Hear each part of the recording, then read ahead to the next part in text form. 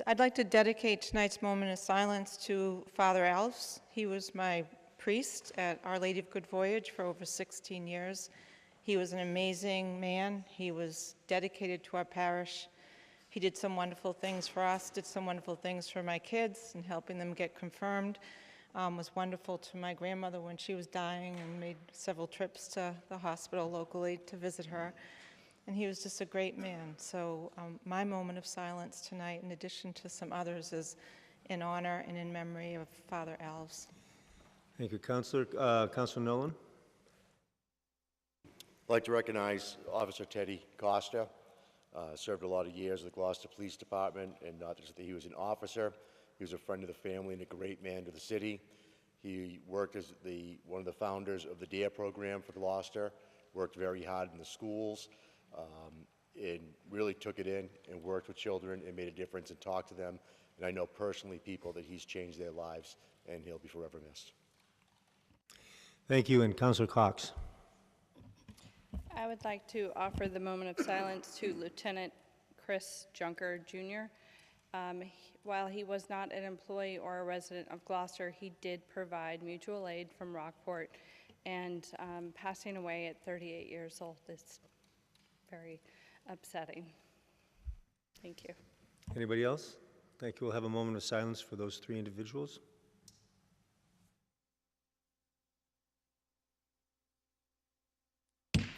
Thank you. Madam Clerk, next item of business. Next order is oral communications. Thank you. The public shall have the opportunity at every regularly scheduled meeting to be heard under oral communications on matters not appearing on the agenda. Oral communication shall allow any resident who has a request or a complaint of any nature relative to city business to appear before the council, state their problem without debate, and the matter shall be referred to the proper agency through the office of the mayor. The resident will be notified within a 2-week period relative to the disposition of same, and a copy shall be forwarded to the city council. Persons speaking under oral communication shall be limited to 3 minutes each. The council president shall not allow complaints as to individual performance. Just a reminder, we do enforce the 3-minute rule. I keep forgetting to do this. Our meeting tonight is being recorded by audio and video in accordance with the state open meeting law. So anyway, with oral communications, the 3-minute rule applies. And also, well, I know there are a couple of people here interested in the proposed ordinance to help protect the plovers on the beaches. That item is on the agenda tonight, so we will not be hearing oral communication. But for those of you who came for that item, once it is accepted through the consent agenda, it will be referred to O&A, Ordinance and Administration, and they will hold a meeting next Tuesday night, a public hearing, not a, a public meeting, not a public hearing. And then it will be returned to City Council for a public hearing, at which time we will hear any and all comers who want to talk about that particular issue. Yeah, that's 6 o'clock here. O&A is 6 o'clock here next Tuesday. So with that, is there anyone who wishes to speak for oral communications? Yes, sir. This gentleman here is coming up. Would you state your name and address for the record, please? Certainly. Good evening. My name is Grant Clark, 279 Concord Street. I'm here on behalf of at least 200 residents of West Gloucester who are very concerned about the regulations and processes that are used to issue special permits for so-called cluster housing developments.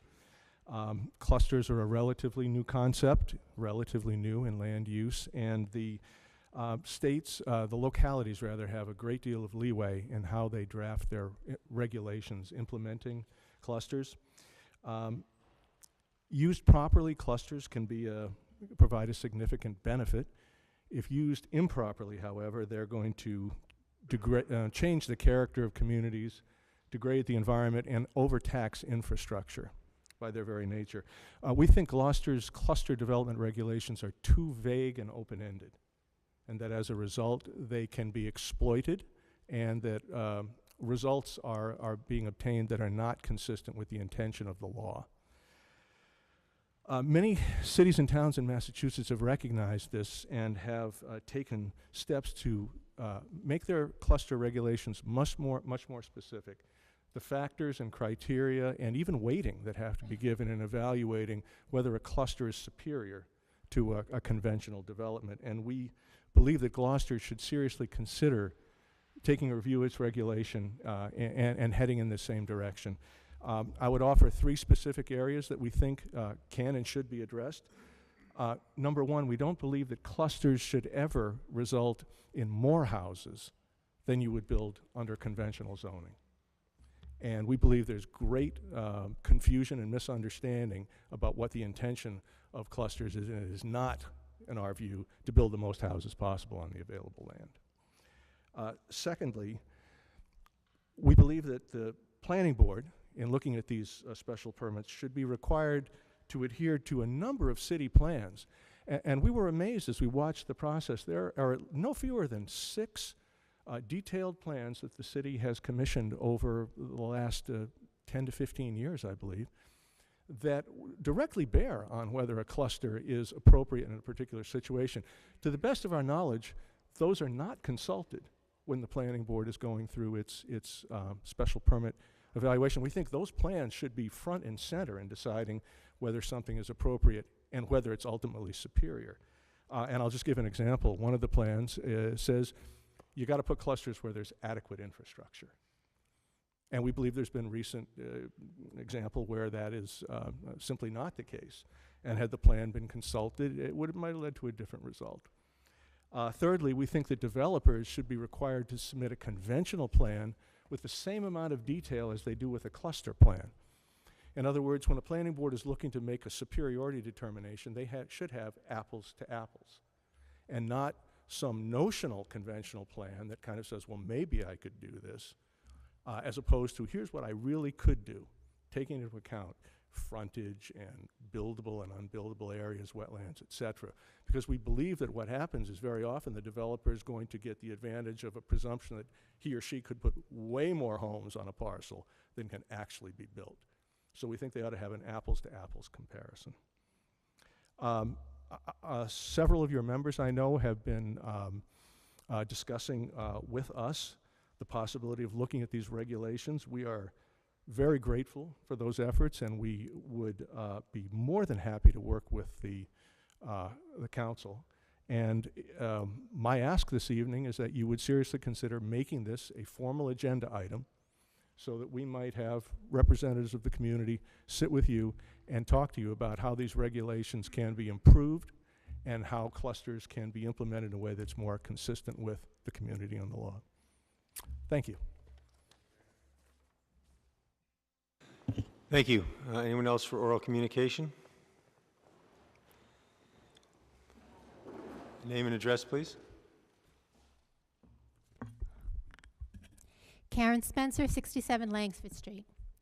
Councilors, since I last spoke to you, the Alzheimer's Association quietly demanded its name be removed from the list used by fluoridationists to influence politicians and public. Last time I stood here, I mentioned 2 of the half-dozen peer-reviewed scientific studies on dementia and fluoride published by accredited sources just since last October. Apparently, in the face of this mounting evidence, the Alzheimer's Association decided it could not tolerate having its name associated with CDC marketing material any longer. You know the list I'm talking about. It's a list of organizations that the fluoridationists repeatedly claimed proved safety when they stood in this room last October. Councilors, the Alzheimer's Association isn't the first to remove itself from that list, neither will it be the last.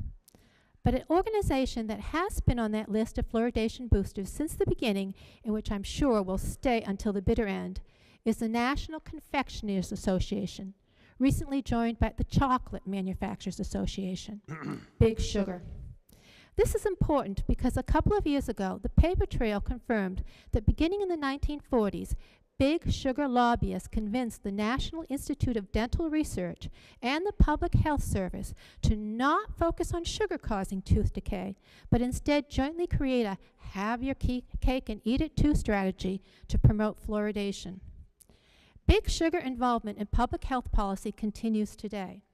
Candy manufacturers petitioned the USDA in 2018 to recommend fluoridated water as part of the diet, even though the FDA classifies fluoride as a drug, not a nutrient. Big sugar is a powerful bad actor.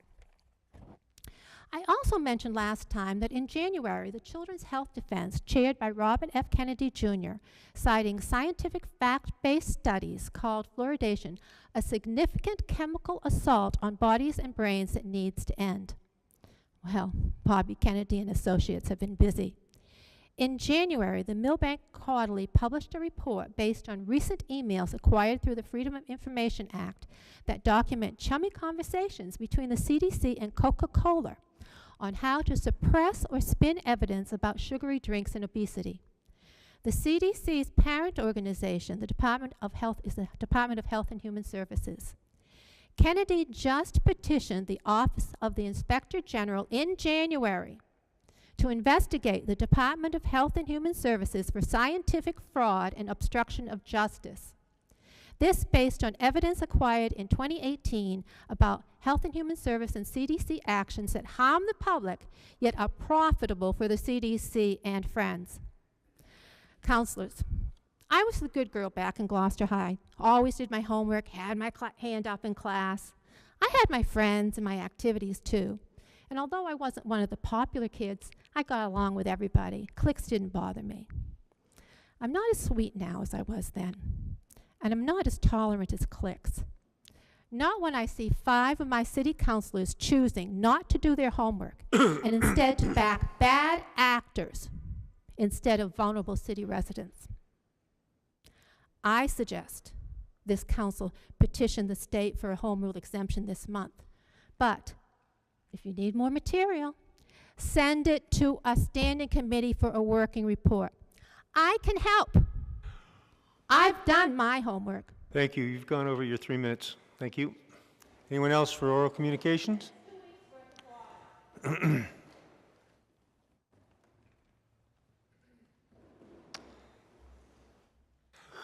and address for the record, please. Linda McHarriston, 16 Quarry Street. I've sent myself a letter so that I can read it to you.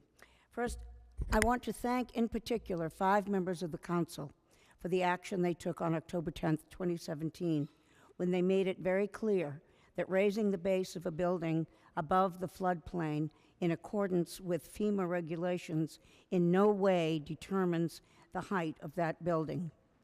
Ward 4 Councilor Val Gilman, President Paul Lundberg, Councilors at Large Melissa Cox and Jamie Harris, and Ward 1 Councilor Scott Memhard voted to deny a special permit for a 39-foot duplex, the height of which had been presented as necessary because of FEMA. President Lundberg stated that, quote, ultimately, the FEMA requirements pertain to the bottom of the building and the top of the building is a subjective choice of the applicant, end of quote. There seems to be a misunderstanding among members of other boards, however. In particular, the Zoning Board of Appeals, which routinely grants height variances and special permits on the grounds of on the false FEMA grounds. They have adopted this, it seems, as a principle, but it is not founded in reality. I have not looked into other boards as carefully as I have into the Zoning Board of Appeals, but they at least are granting carte blanche to developers and builders who claim that FEMA gives them no choice in height. Now, even those with no claim to a FEMA presence in their plans are requesting and being granted special permits, for instance, in order to demolish a smaller building and put up another one, perhaps 9 feet taller, as if demolition itself created that demand. My presentation, which has one more sentence in it, is tied in many ways with Grant's presentation. Many citizens are disturbed by the way some boards are doing business. you guys can't know everything about every board. I know. I can't imagine how you do what you do. And certainly, people out there who are younger, have families, have jobs, certainly can't, when it comes near them or touches them is when they begin to look into this. And they're very, very disturbed, and they are very high in number. And what I'm saying represents them. You are the council that was and is clear and protective of the city in regard to zoning variances and special permits. You are the elected authorities, not appointed members. How do we clear this up before more damage is done and further confusion is created? I know that any solution will come from you. Thank you. Thank you. Anyone else for oral communications? Okay, next order of business, Madam Clerk.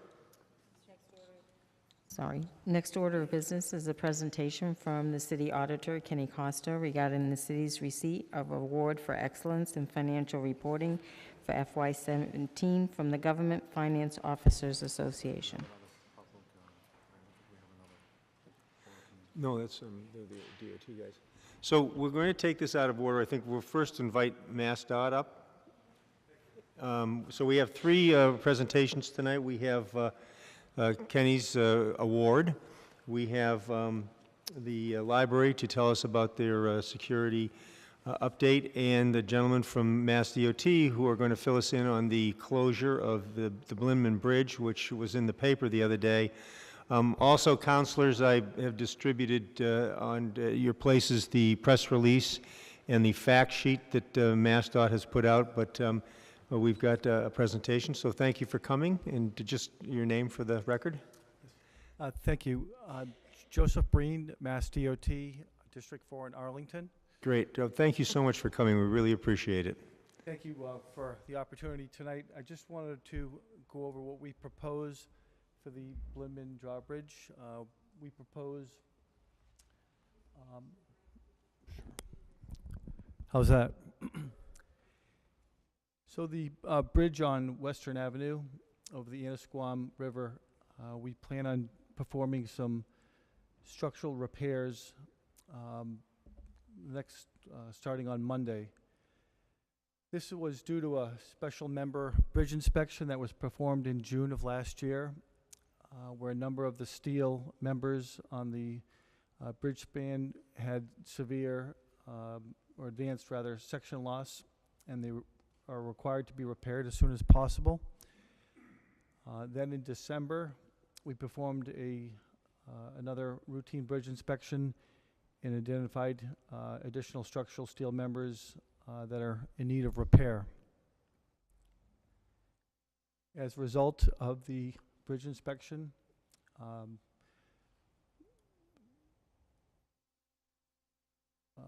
failure to conduct repairs that could result in a future string of repairs or imposing load restrictions, which could then impact the fire department. So the Mass DOT would like to, in cooperation with our contractor Cora Corporation, would like to perform the repairs for 40 steel structural members, which we've identified and targeted, and would like to repair those sections as soon as possible, the stringers on the bridge.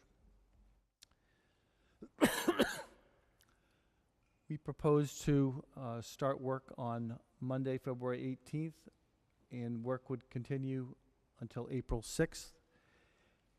The contractor is going to accelerate the work as quickly as possible, and we propose to work 2 shifts between the hours of 6 a.m. to 10 p.m. as needed. Last year, and over the course of the 3 prior years, the Blinman Drawbridge had roughly 8,400 openings per year, so it gets a lot of use, and it's a critical piece of infrastructure for the city.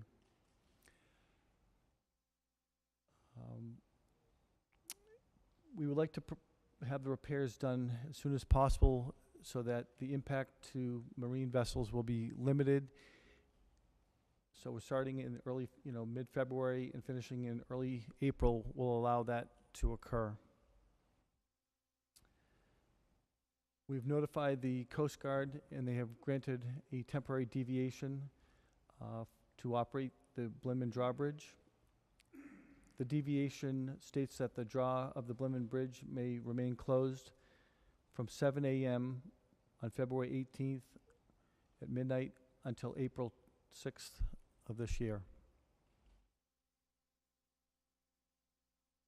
The height restrictions for the boats, as you can see from the slide, the clearance under the bridge at the center of the channel in the closed position is normally 8 feet. During the repairs, the clearance under the bridge at the center of the channel will be reduced to 4 feet 10 inches. Vessels able to pass through the bridge in the closed position may continue to do so. Also, the northern entrance to the Annisquam River is an alternate route to the Atlantic Ocean. The repairs are needed at the south ocean side of the sidewalk, in vehicular traffic in the northbound lane towards Rockport will be shifted towards the north. So therefore, excuse me, 2 11-foot travel lanes will be maintained for alternating traffic. And during work hours, 1 lane may be closed and traffic will be maintained using police details to alternate traffic. Here's the overall proposal. And the traffic management plan, which has been approved by our district. We will still have traffic northbound and southbound. The sidewalk will be open on one of the sides of the bridge, and this will allow us to accelerate our repairs as quickly as possible and work the 2 full shifts to get the work done as quickly as possible and make the bridge safe as possible also with the repairs.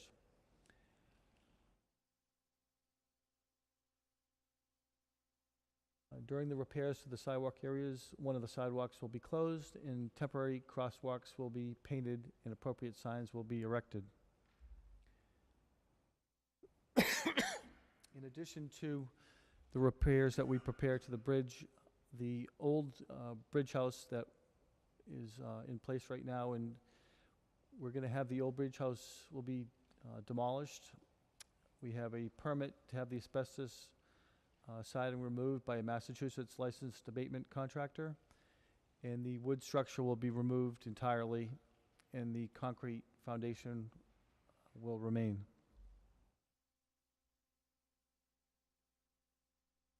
Half of the bridge house foundation will be filled with concrete, and a new concrete sidewalk with a bridge rail will be constructed to match the existing. And the remaining half of the bridge house foundation will be filled with stone riprap. You can see from the plans right here, this is the overview and the side view of that proposed work. In addition to the drawbridge repair and removing of the old tender's house, we're going to perform, while the bridge is being temporarily shut down, planned maintenance for the 2 electric motors that operate the bascule bridge. They'll be brought to a repair shop and have preventative maintenance performed on them. Typical preventative maintenance of the electric motors includes baking the motors in an oven, visual inspection, resistance testing, load testing, painting, and repairs as needed to prepare for the oncoming season. Mass DOT has provided a berth for the Coast Guard response vessel at the Cape Ann Marina, located inside of the bridge to maintain search and rescue capability on the Annisquam River. And all identified structural steel members requiring repair will not be repaired during the shutdown due to the insufficient time to do so. A similar shutdown will be needed next winter and Mass DOT will continue to inspect the bridge on a 6-month frequency. The drawbridge repair contractor lubricates the span opening machinery weekly and will monitor the structural members. We have a specialized drawbridge consultant that we utilize for all the repairs and analyzing any type of future work that's needed.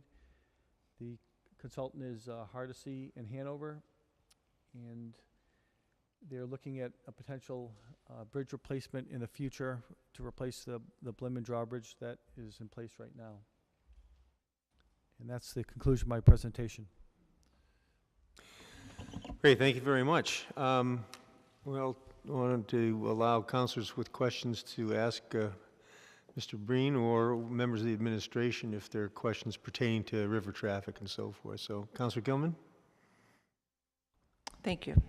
Mr. Breen, thank you. That was helpful. I have two questions. Number one, how are you going to mark the bridge that now the depth is 4 feet 10 inches, where typically it was 8 feet? So any boaters that think they can get through can see that. That's my first question. So I have my contractor here, Chris Glass with Cora Corporation. Chris can answer that specific question in more detail for you. Hi, thank you. Chris Glass, Cora Operations.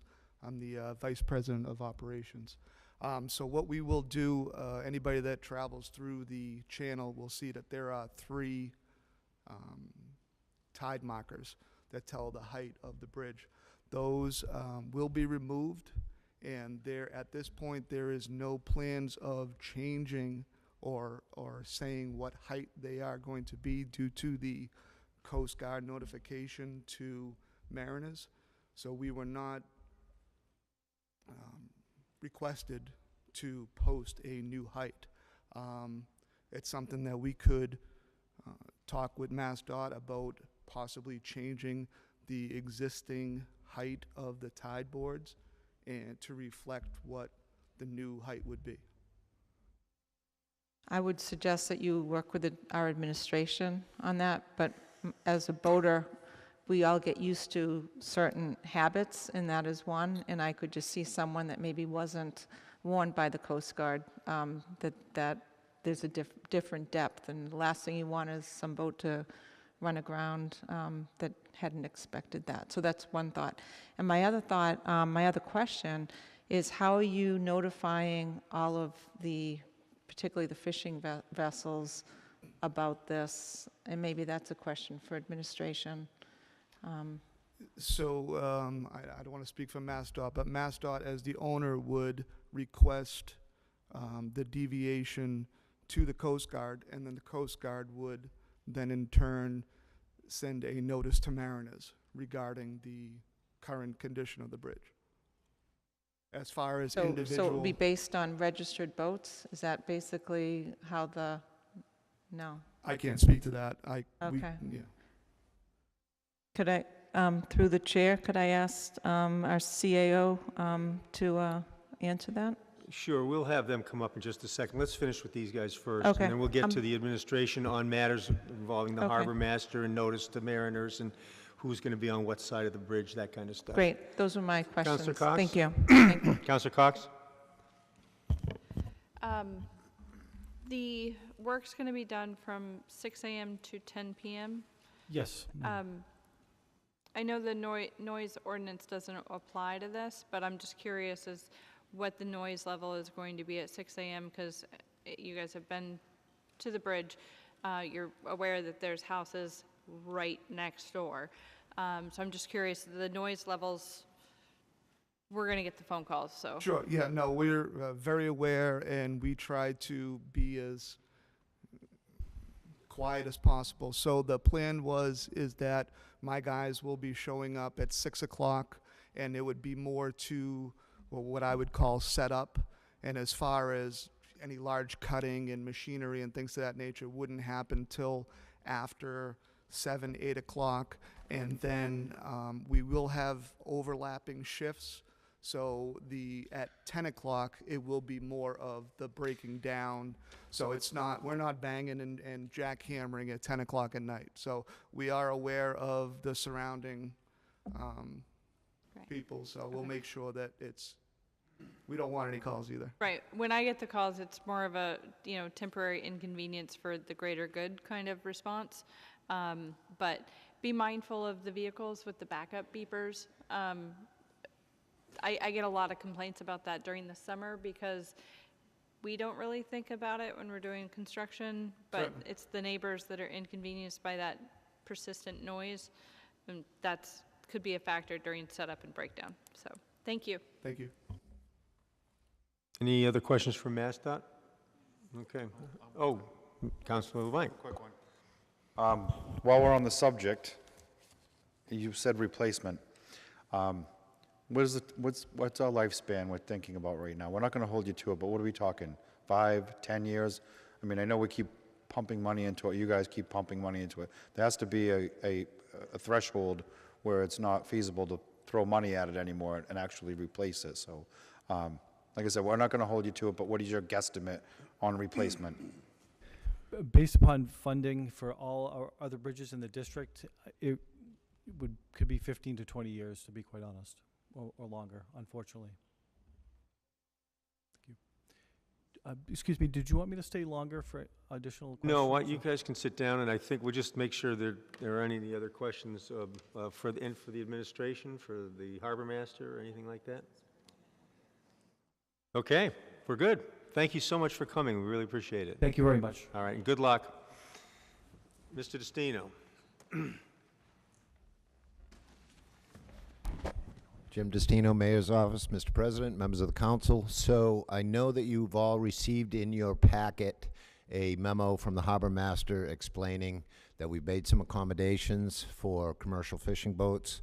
Our harbor master's office, as well as the Coast Guard, is working with the commercial fishing industry, whether they're a lobsterman or a small day boat or even a bigger boat. Joe talked about how the Coast Guard is going to station a boat inside the river at the Cape Bay Marina, so if there's ever trouble in the bay, somebody can get out there. But I do want to put it on the record tonight so that if you hear of a fisherman that needs an accommodation, if you hear of someone who, is fishing on Jeffries or Stellwagen or anywhere in between, we can find a berth for them inside the harbor. And those fishermen who are fishing in the bay, we're going to find accommodations for them on the river. So, we're trying to identify those fishing vessels that fish and where they're fishing now. That's an ongoing process with our harbor master's office, and we'll accommodate, because we have plenty of berths on both sites right now to make sure that people are fishing safely and don't have to make that long trip around, including the Coast Guard. So, thank you, and if you hear anything, you let us know. Okay, great. Thank you, Jim. Any other questions about the bridge? Thank you very much. Next presentation we'll have from the Sawyer Free Library. Deborah, you want to come up? Are you representing the library tonight? What a perfect representative. I'll just, before you speak, I'll just remind everyone that last October we had, at our request, the library, the police, and the mayor come and talk to us about security at the library. And they were in the middle of trying to discern a plan that allowed the library to do its mission, but also handle the oftentimes visitors who aren't there to use library services. Recently, again, we saw in the paper that they've come up with a really great plan, and I thought it would be great to have Deborah come and just tell us briefly about the plan, and for us to thank the library for stepping up on this issue. So Deborah, go ahead. So I'm Deborah Kelsey, the library director. Yes, it was a little difficult to face you all in October, and we're happy that we finally have a solution in place. We have 6 people who are retired police officers from Gloucester and Rockport who are patrolling our building and grounds for every hour we're open. And they started a week ago, Monday, and it is a whole new place. It's as simple as that. It's great. They're wonderful with the people who are using the library. Our parking lot actually has spaces for people who need to park and come in. And the activities in the library have kind of just reverted back to what they should be and not what they shouldn't be. So the staff is incredibly happy. I think the public is as well. And tension, it's a very positive thing that has occurred. Trustees worked very hard for a very long time, and we've had a lot of negotiations within the city with our unions and working with human resources. The police department has been very helpful. The mayor's office has been very supportive. So we're grateful to everybody. We want to continue the positive momentum that this has started. Any questions? Anybody? No, other than to say I'd just like to say that I think seeing Larry Ingersoll dressed up in a blue polo shirt is really a welcoming sight. So I think they're doing a great job.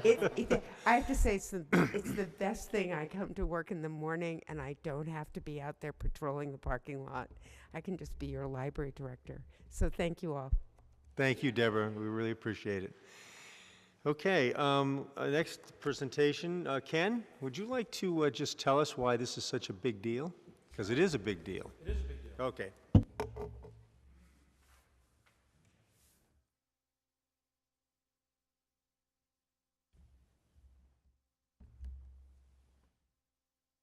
Good evening, councilors. Kenny Costa, City Auditor. I just I know you have a large agenda tonight, so I'll be short and sweet.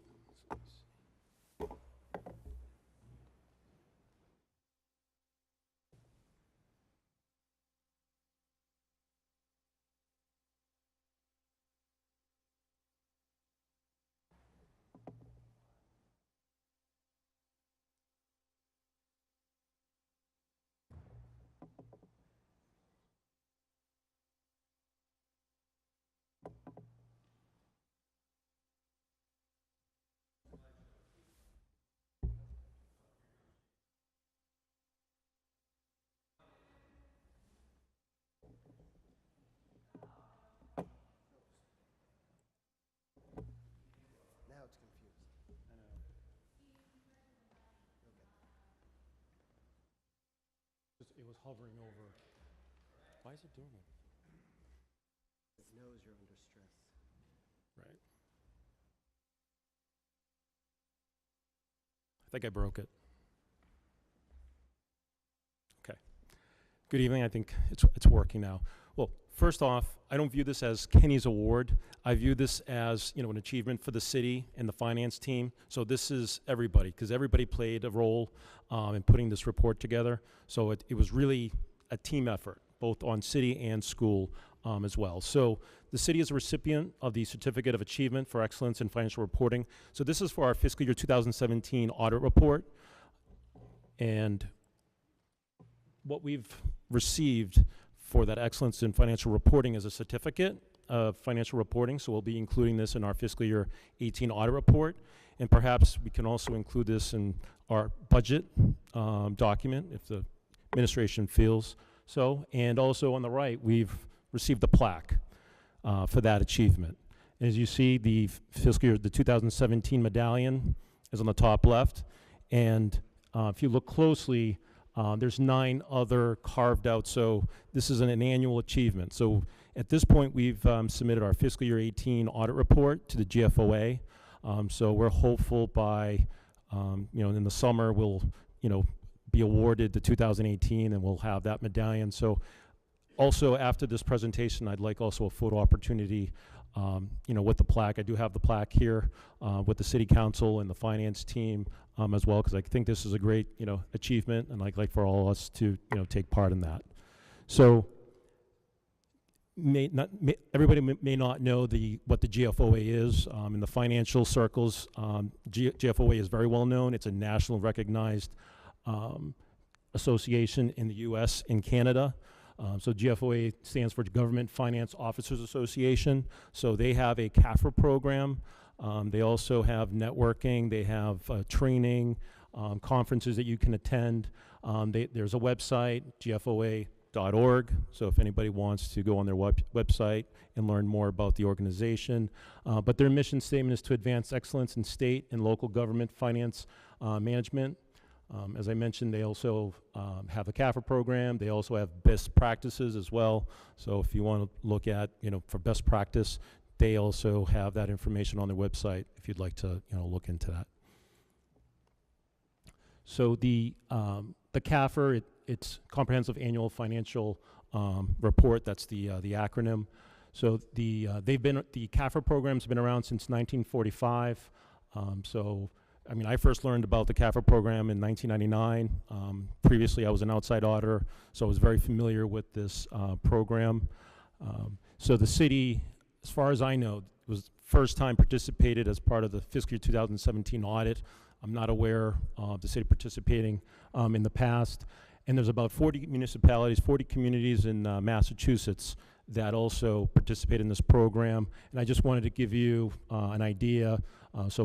Big cities, also the North Shore. There's also small towns, so Boston, Cambridge, Somerville, Chelsea, all those big cities. And then also some towns, Andover, Concord, and then North Shore, Danvers, Beverly, Manchester, and Salem, and Marblehead also take part of this program. And also, as a finance team, we look for this to be an annual endeavor. This is something that we just don't want to do this once or twice, a couple of times. This is something we want to do annually and take part of. I also want to take opportunity to highlight the financial turnaround of the city as well. So from fiscal year 2002 to 2009, the city reported negative or no free cash during that time frame, and that was for 8 consecutive years. And for fiscal years 2005 through 2007, the city did not close its books. So the city didn't know whether if it finished in the red, the black, or had no idea, which resulted issues with DOR and our outside auditors. So there was some finance and accounting issues during that time, and which resulted the DOR putting us on the watch list. And that's exactly what that means. They're watching us. They're watching everything that we're doing. They're concerned. So whenever we were looking to certify our tax rate, they always wanted a copy of our draft financial statements, and that's something that I was never used to, in my past. So they were really, they were tough on us. They were watching, and at times they would call us, just ask questions of things that they had read in the newspaper or they had heard. So it was difficult at times. And in fiscal years 2008, 2009, we reported negative, free cash as well. And in 2009, our financial statement audit report, we reported 15 findings that were considered to be material weaknesses.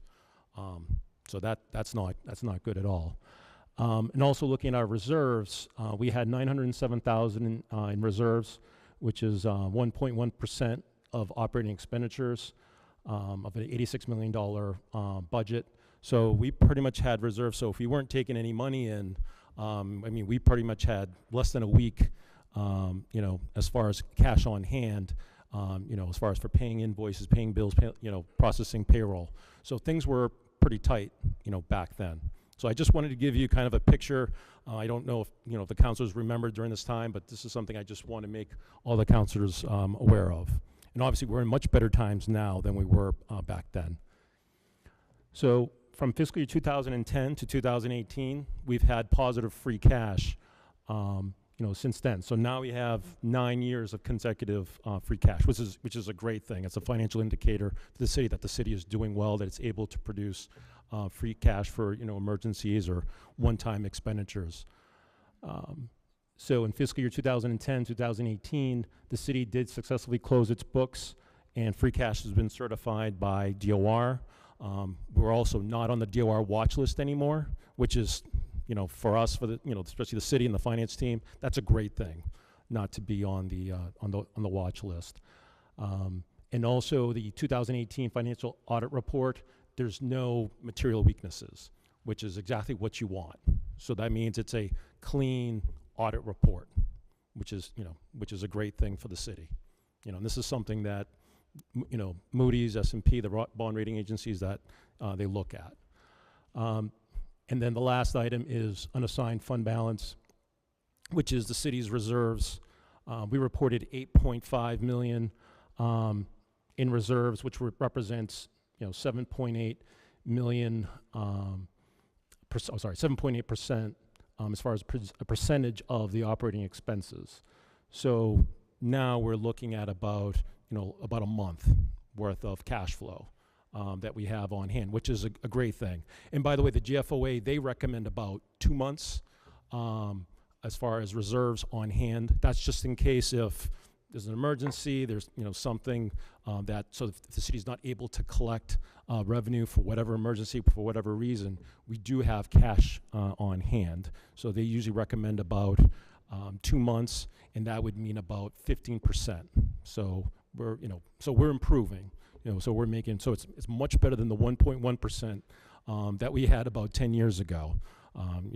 With that, you can imagine there's a lot of cash flow issues or potential cash flow issues. I also wanted, so you can see as a visual, this tells a story as far as our free cash certifications. So as you can see, in 2008 and 9, we had negative free cash, and then fiscal years 10 through 18, we've had positive free cash. And then we also, as you know, we have a free cash policy that was created by or recommended by the mayor's office and adopted by the city council, which is a great thing, for the city. So we have our reserves in capital stabilization, and then also maintenance. So it's a great thing for the city. So the CAFR report, so if anybody's interested in viewing the CAFR report, it's also on the city's website. It's under my page. So if you see they're down at the bottom. So I just wanted, so you can see, so from 9 to 16, we had a basic financial statement, and then 2017 was the first year. As you can see on the left, City Hall, picture of City Hall. So if anybody's interested as far as electronic copy or the public, it is on our website. Just so everybody can see the 2017 CAFR, one big difference compared to our basic financial statement, as you see, there's a lot more pictures. So as you can see, the first picture, man at the wheel. There's also the letter of transmittal. That's not part of a basic financial. Generally you see that in the CAFR. There's the mayor's message in there. We talk about economic development, any new things that are happening to the city. And this is something that the bond rating agencies, they look at, they want to see the story, they want to see, the city showcasing itself.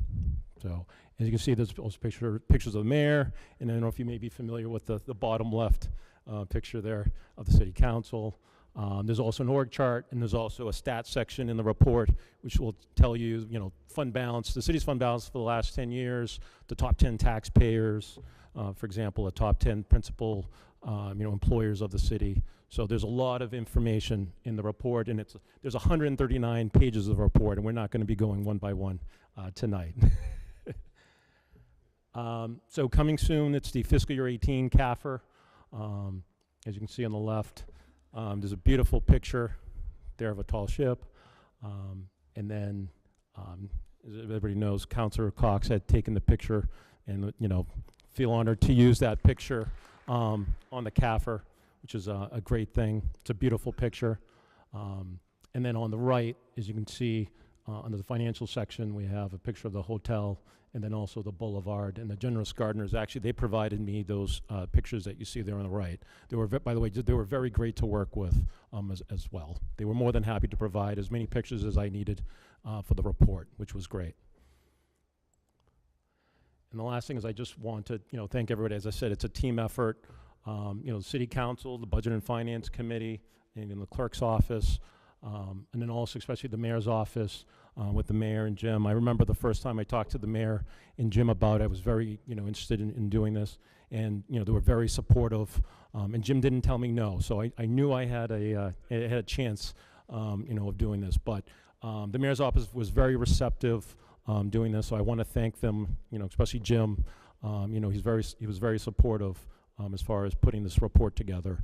So he acknowledged it was a great thing. And then also the city and the school finance team, including John Dunn, previously Tom LaFleur, and now Gary Frisch from the school, Nancy Pappas, Donna Compton, and then all city and school departments as well, because everybody took, everybody played a role in this report. And then also Tony Roselli and Chad Clark as well from Roselli and Clark. They're the outside auditors, and they helped put this all together, and especially my office, the auditor's office as well, my team, they're great, and they helped out, tremendously with this report.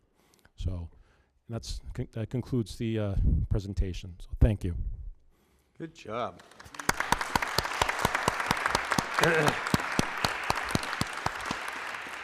So I'm pretty sure we all feel quite proud of you guys for doing that and making the city look proud. So, Kenny, did you want to take some photos quickly?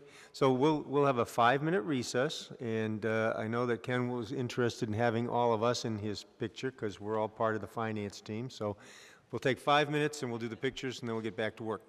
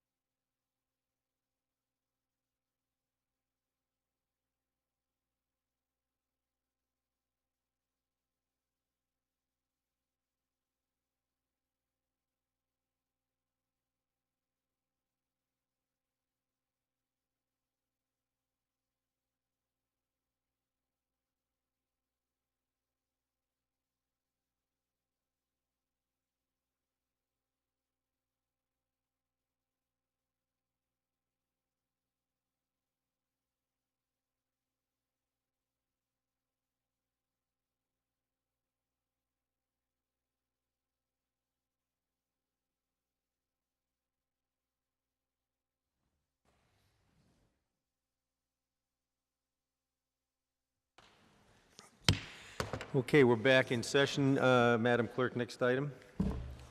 Next item is the confirmation of new appointments. Confirmation of new appointments, Councilor LeBlanc. Thank you. We have a couple of new appointments. The first, we have the Capital Improvement Advisory Board, Paul Romery.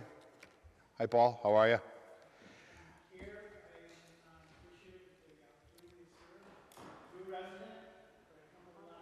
Yeah, if you want to get up to the mic and tell us a little bit about yourself, feel free.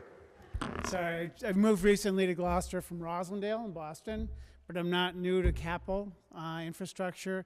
I worked at the Ways and Means Committee for 10 years, worked on a lot of bond bills, and I worked in a hospital, state hospital, ran it, and had to deal with every manner of capital improvement. So I'm familiar with the process. I understand the funding, the financing, and the politics. This was a very impressive report. That citation is a testament to a lot of hard work. So I think the city seems to be on a really good roll for moving forward, and I think with its own capital budget, it's an opportunity to have some real positive input into how make the prioritization of projects go forward. So it's exciting, and I really appreciate this chance. So thank you. If you approve it. Yes, thank you. Thank you. Okay. So last Monday, Ordinance and Administration voted 3 in favor, 0 opposed to recommend that the City Council appoint Paul Romery to the Capital Improvement Advisory Board, term to expire 2/14/22, and I so move. Second. Moved and seconded. Any other comments? Paul said it all. Thank you, Paul. Thank you for agreeing to serve. All those in favor say aye. Aye. Opposed? Thank you. Thank you, Paul. Next. Next, we have the Clean City Commission. We have Emily Ritchie Smith, and Ordinance Administration voted 3 in favor, 0 opposed, to recommend that the City Council appoint Emily Ritchie Smith to the Clean City Commission, term to expire 2/14/22, and I so move. Second. Moved and seconded. Do you want to say something? Yes. We'll go right ahead. There you go. All right. Hi, I'm Emily Ritchie Smith, and my husband and I live in Lanesville. I have my bachelor's in political science, and my specialty is using public policy to fight sex trafficking. I ran here. There's a bathroom here. I went downstairs. It's my fault. But so I got to get my heart rate down. So I'm really passionate about local government, and I think it can be something that can be really effective, which we've been able to see in Gloucester. Shout out to the new plastic bag and styrofoam ban, which I'm really excited about, and I know Clean City really championed. I do cardio, I promise. Fighting plastic pollution is really important. It boosts resiliency in the local community. It's an effective tool in fighting climate change, which is great because I'm really hoping my children don't inherit a broken earth.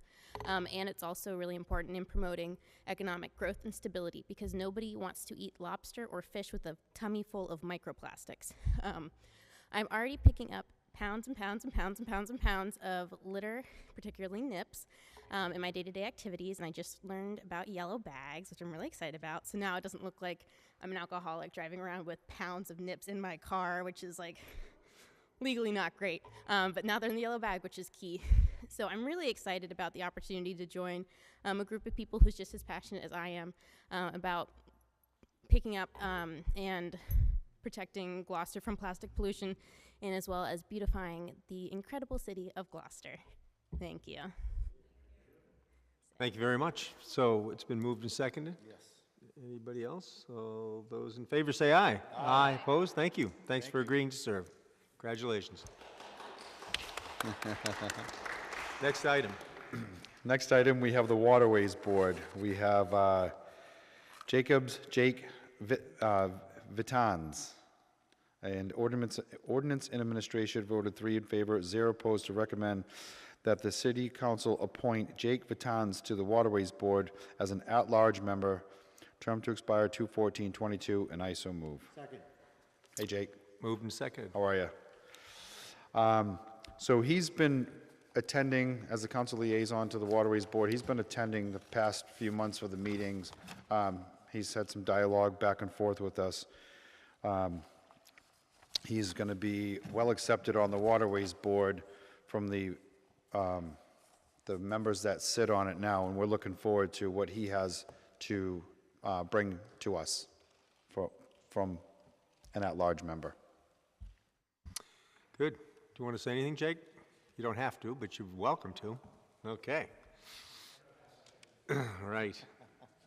I do want to thank the mayor for the confidence in making this appointment. I do consider the waterways, second to the population, the people, the most important resource here in Gloucester. Thank you.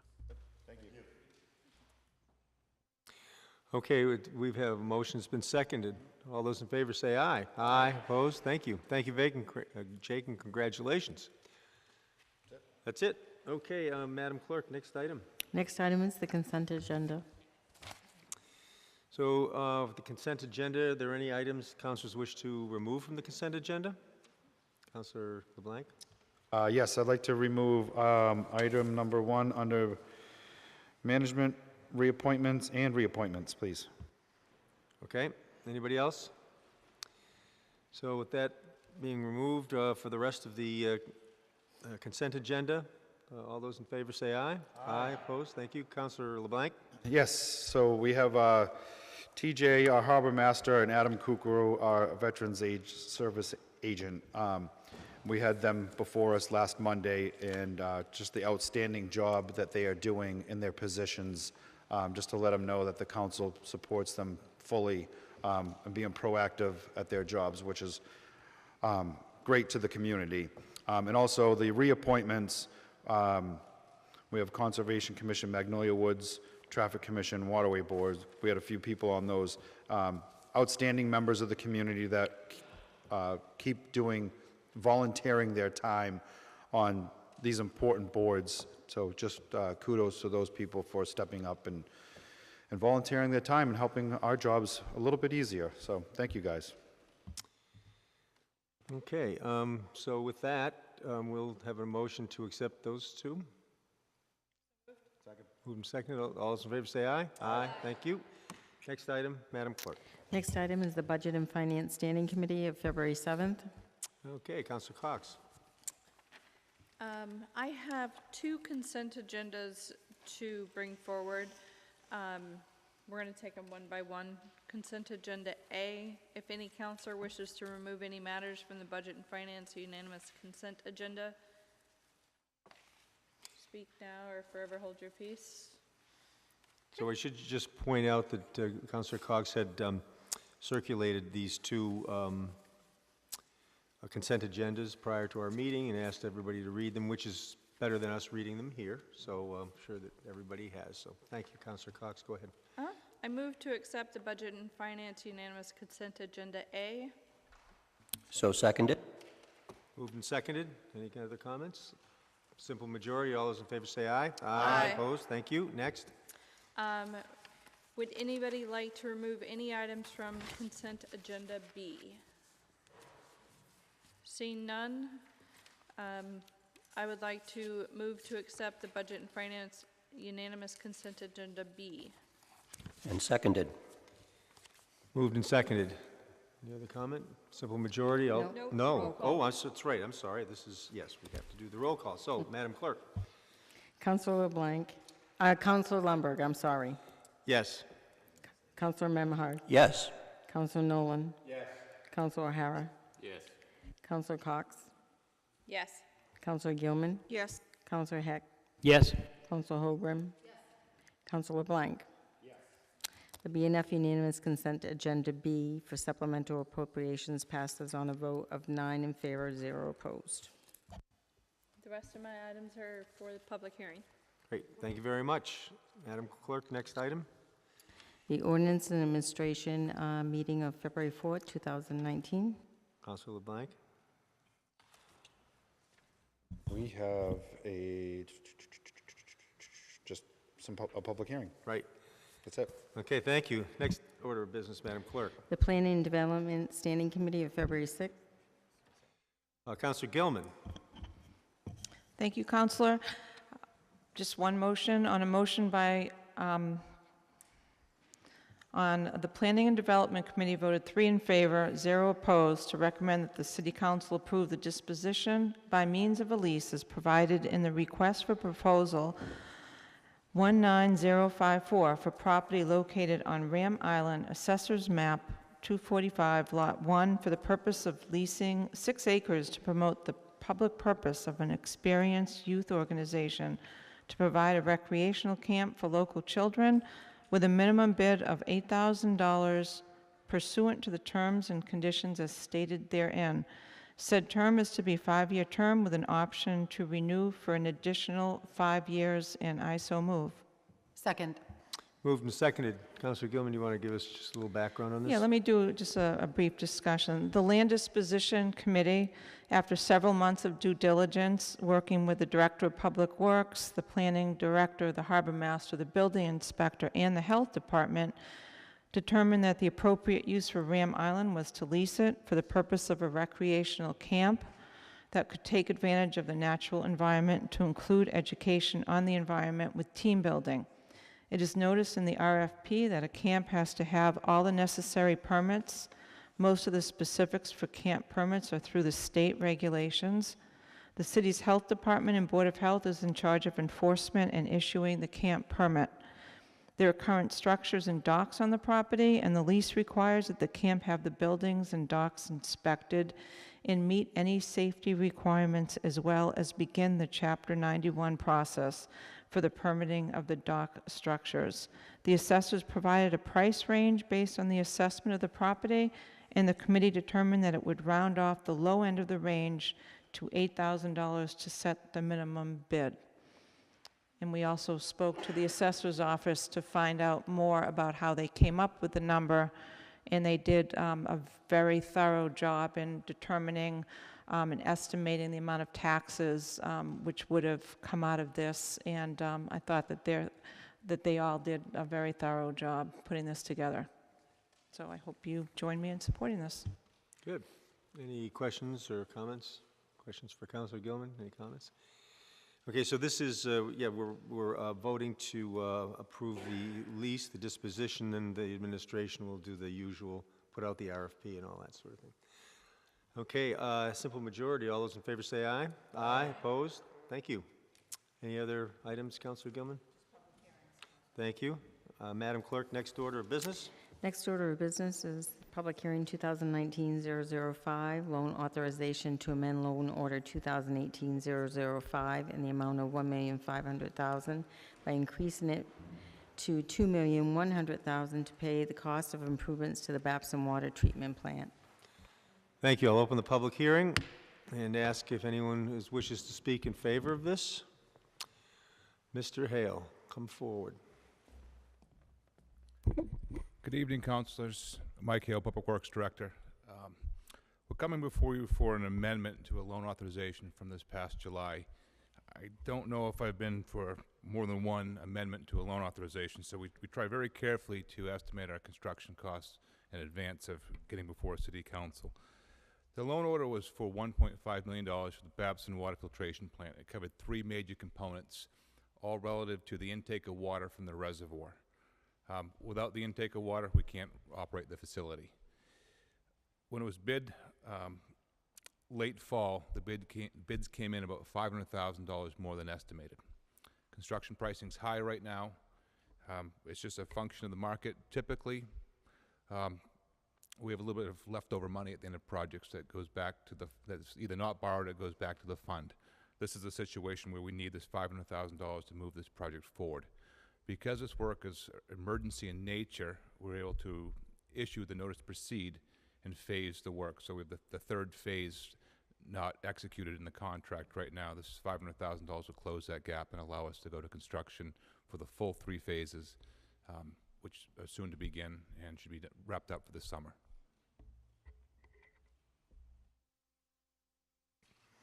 Thank you.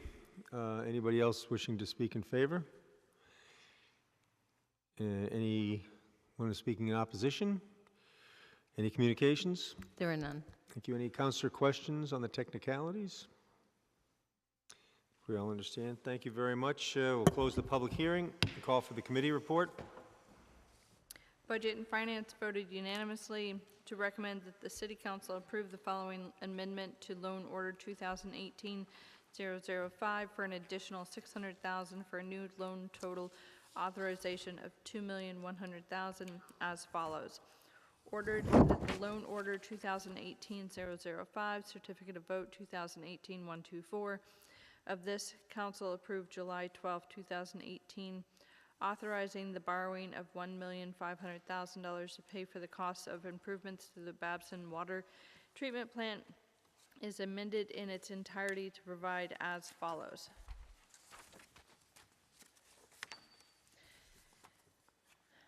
That the City of Gloucester appropriates $2,100,000 to pay costs of improvements to the Babson water treatment plant, including costs incidental or related thereto. To meet this appropriation, the Treasurer, with the approval of the Mayor, is authorized to borrow said amount under and pursuant to Mass General Law, Chapter 44, Section 7-1, or pursuant to any other enabling authority.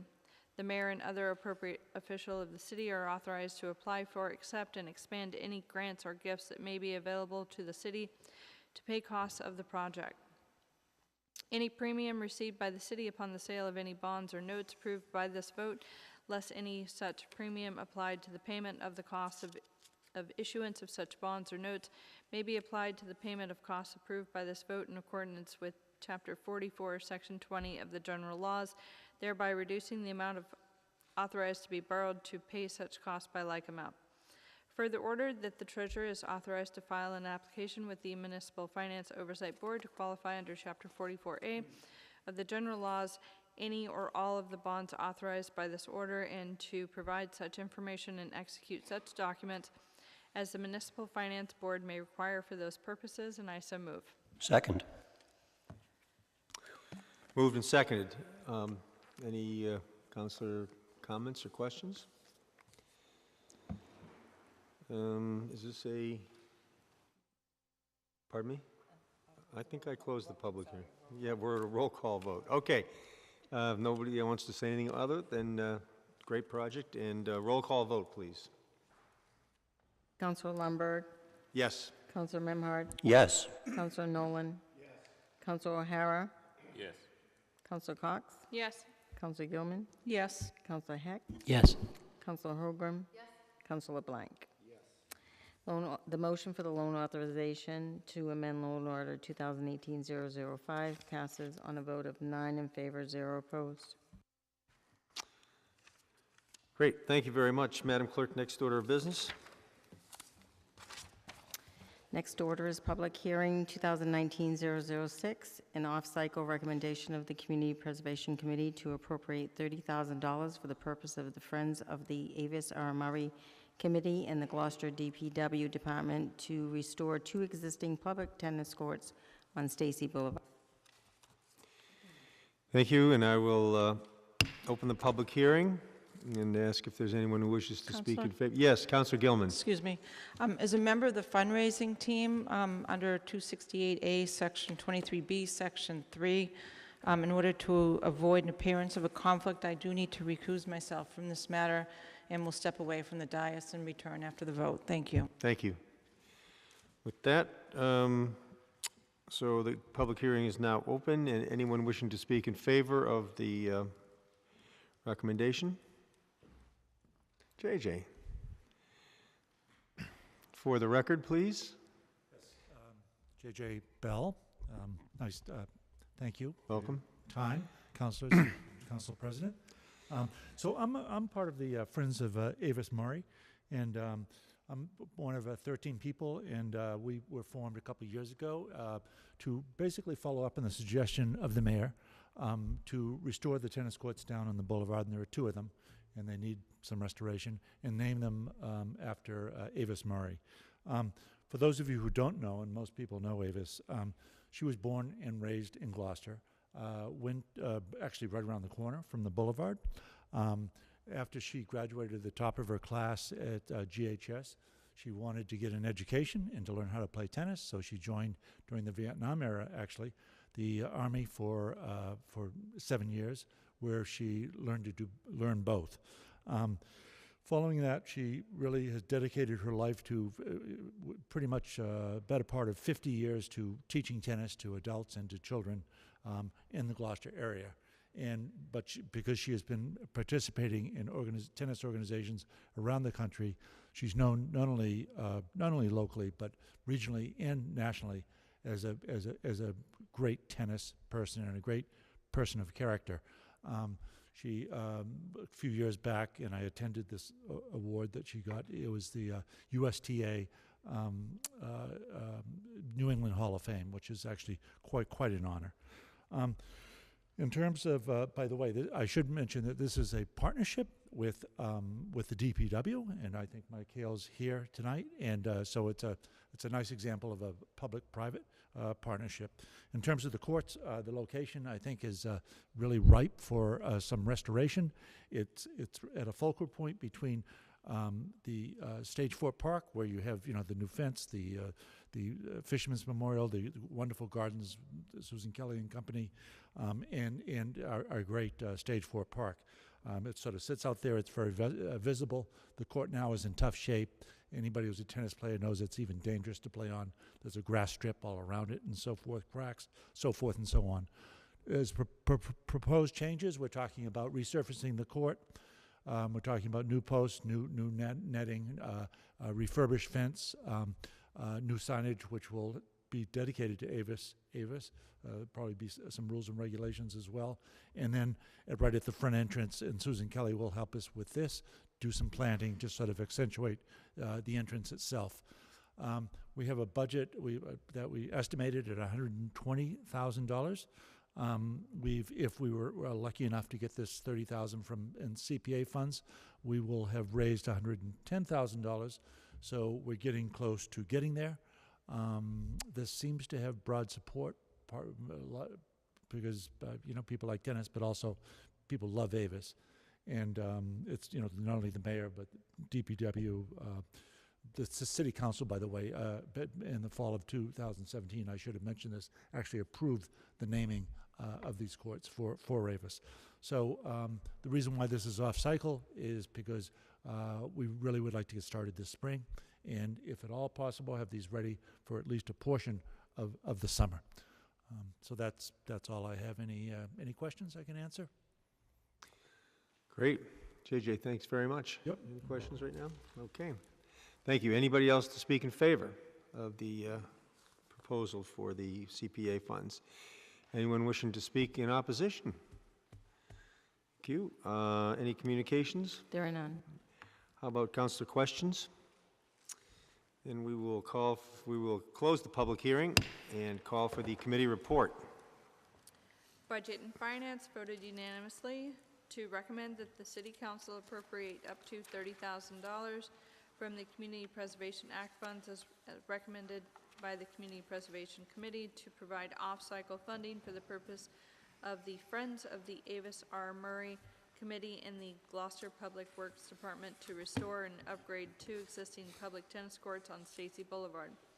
The appropriation will be allocated to the Open Space and Recreation category and be funded by up to $30,000 from the Open Space and Recreation Reserve in Fund 4510. The project will be tracked in the Community Preservation Fund, Open Space and Recreation Capital Projects Fund 5718, and I so move. Second. Moved and seconded. Any councilor comments? Or Yep, JJ explained it. Point on. He did, and I'd just like to say that I'm going to support this. I think this is a great example of public-private partnerships, as JJ mentioned, also to honor someone who's a real important Gloucester citizen and dedicated to the teaching tennis for many, many years. Many of us have come across Avis.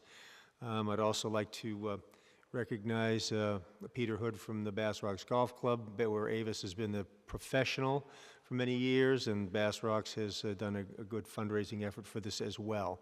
So thank you, Peter, and thank you to Bass Rocks. And this is a roll call vote.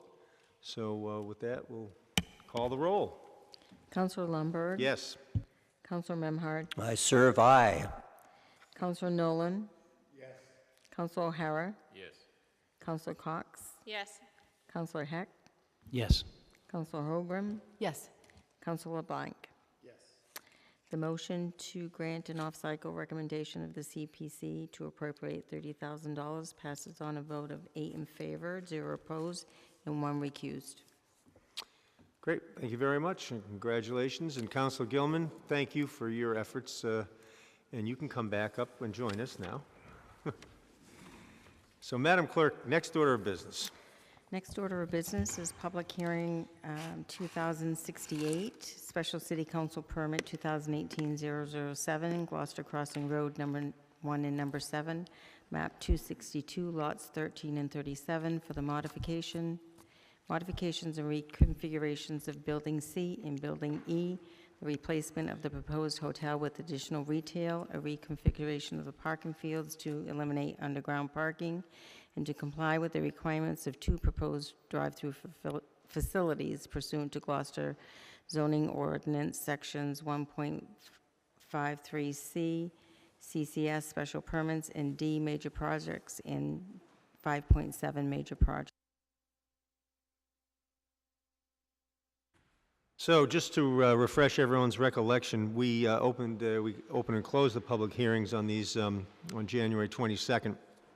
And if you'll recall, during council discussion, there were two conditions that generated a lot of discussion, one of which was the unanswered question about the road maintenance agreement from the original Gloucester Crossing project, as well as the proposal to have an additional access to the site from Schoolhouse Road, I'm sorry, from Gloucester Crossing Road, adjacent to where the new Fuller mixed-use development's going to be. There was some discussion about whether there would be a stairway or a accessible sidewalk. So during that discussion, we decided to send the matter on those two issues back to Planning and Development. Planning and Development worked with the administration and the applicant, and then held a meeting on February 6th and took up the revision of those conditions. So we're at a point where we've closed the public hearing, and we're in council discussion. Councilor Gilman, I'm going to turn it over to you to report on what the outcome was. And I know that we also found another technical issue that we wanted to correct. But if you could describe for the council where Planning and Development came out on this. Thank you. Thank you. Do you want me to start by reading the motion that's on the table, or should we just move right into the amendment to the main motion that we discussed? Why don't you go right into the two issues that we discussed? Okay. And how we resolve those. Okay. And I do want to explain before I read the motion, the amendment to the main motion, that when we went about amending condition 38, which was the one on the sidewalk, it was necessary that we also amend condition 1 because we had to put a date on the new report, on the new diagram that was necessary for the new layout. So that's why there's a small modification on condition 1, and there's also an additional very small modification on 33D, which was something very small that we had left out. So with your permission, the amendment to the main motion, on a motion by Councilor Holmgren, seconded by Councilor Lundberg, the Planning and Development Committee voted 3 in favor, 0 opposed, to recommend that the City Council amend the first motion of the Planning and Development Committee recommendation of January 16th as follows. By amending condition 1, by adding and revised on 2019.2.1,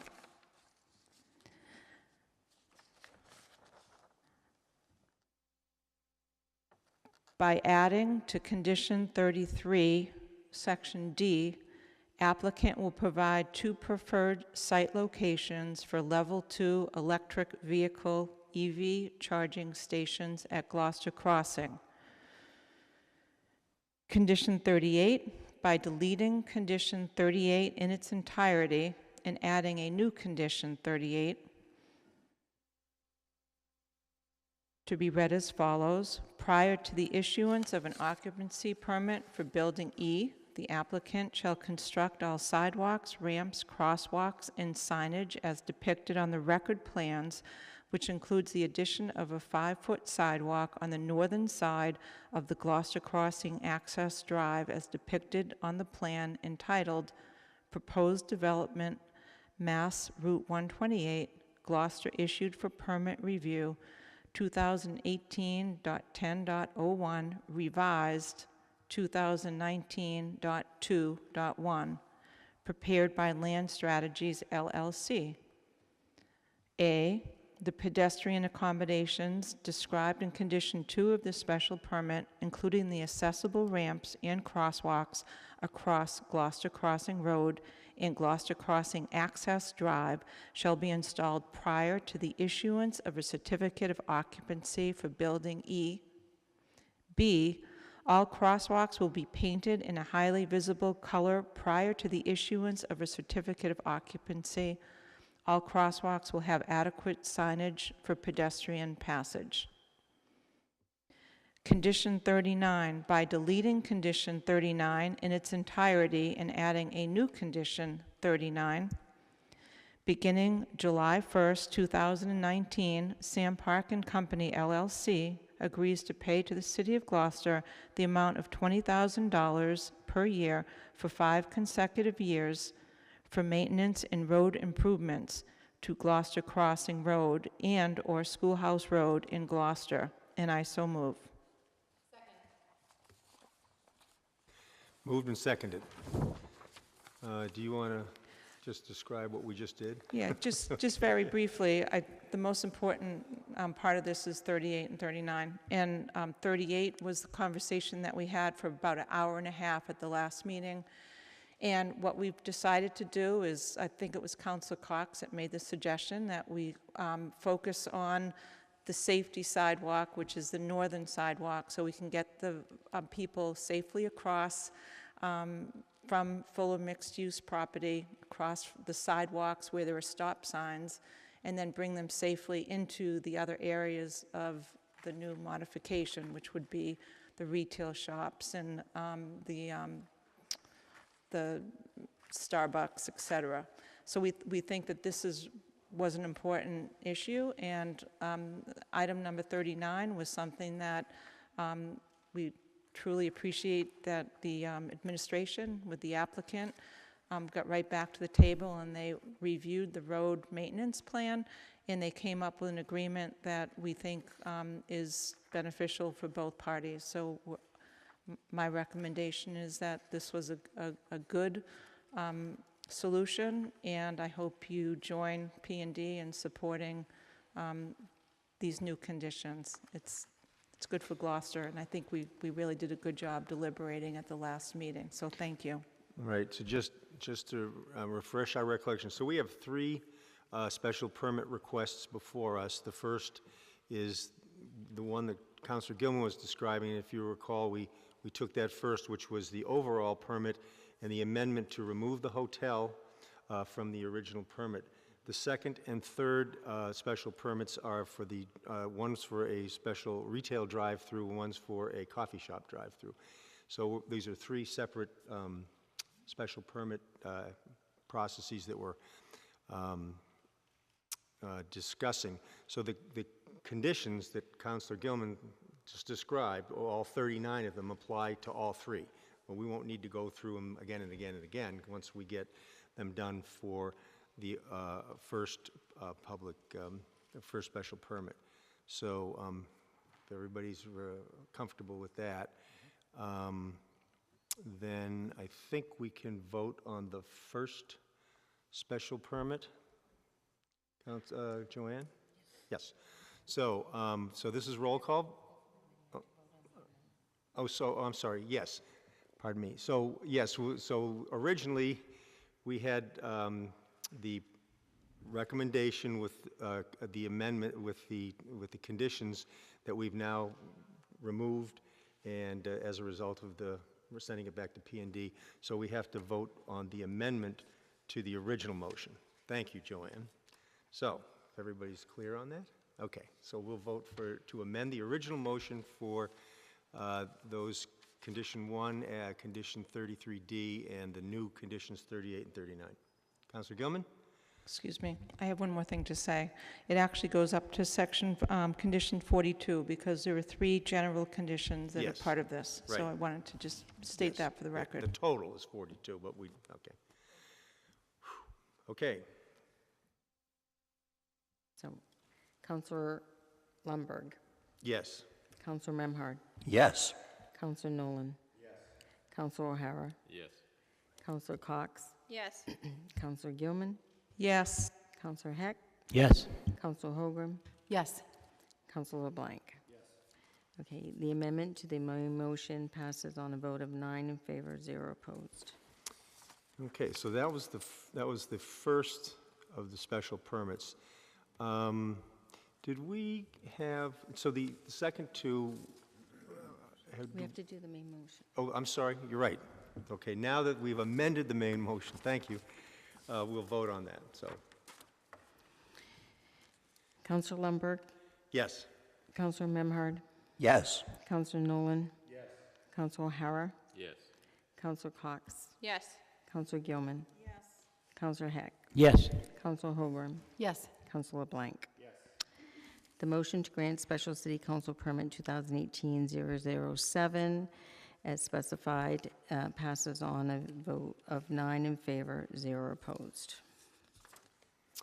Thank you. So now we'll move on to the next two motions. I believe we had the public hearing and open and close those all at the same time. Yes, we did. So then we will go to the committee report for Special Council Permit 2019-006 for the committee report. Thank you, Counselor. And I did want to recognize that Sam Park is here, and Michelle Harrison wanted to be here, but she's recovering from surgery. Yep. On a motion by Counsel Holmgren, seconded by Counsel Lundberg, the Planning and Development Committee voted 3 in favor, 0 opposed, to recommend that the City Council grant a special council permit SCP 2018-006 for a coffee shop drive-through facility to Sam Park and Company LLC, Samuel Park Manager, Gloucester Commons LLC, Samuel Park Owner, for number 1 and number 7 Gloucester Crossing Road, Gloucester, Mass., map 262, lots 13 and 37, zoned extensive business pursuant to GZO sections 1.5.3, section G, 1.8.3 and 5.17 for a drive-through facility.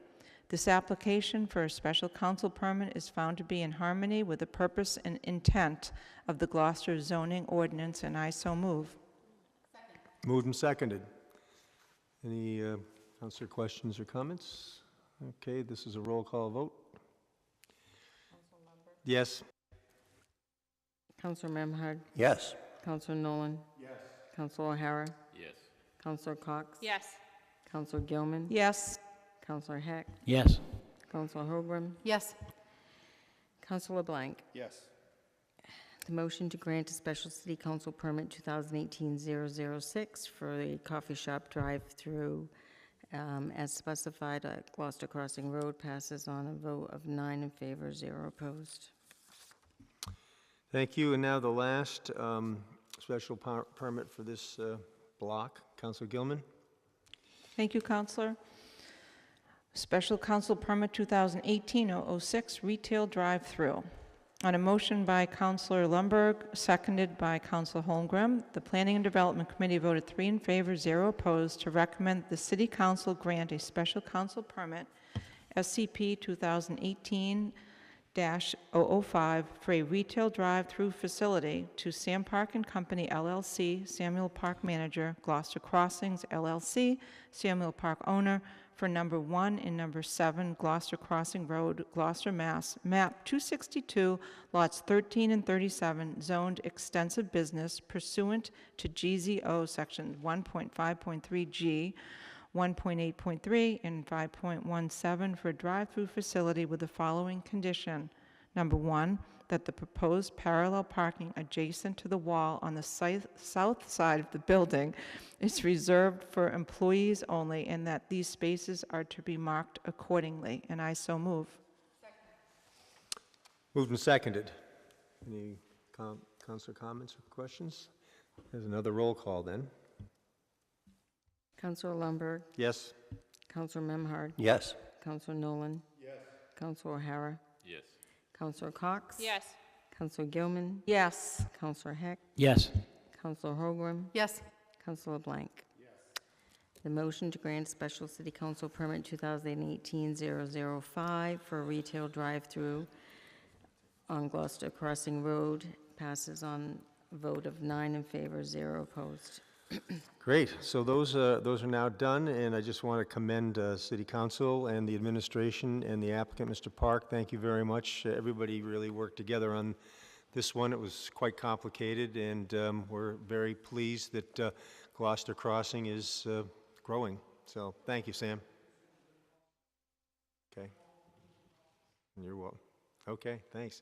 So it's been requested we take a short recess of 3 to 5 minutes, so we'll be in recess.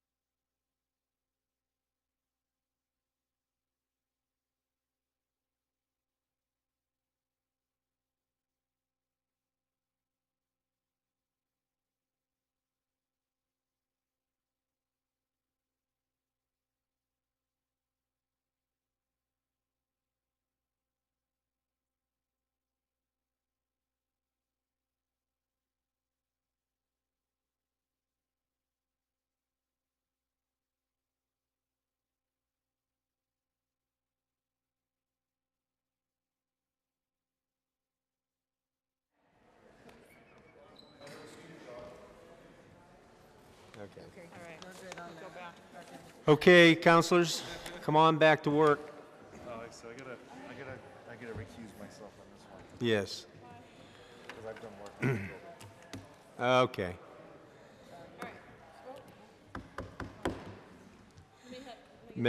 Madam Clerk, call the next order of business, please.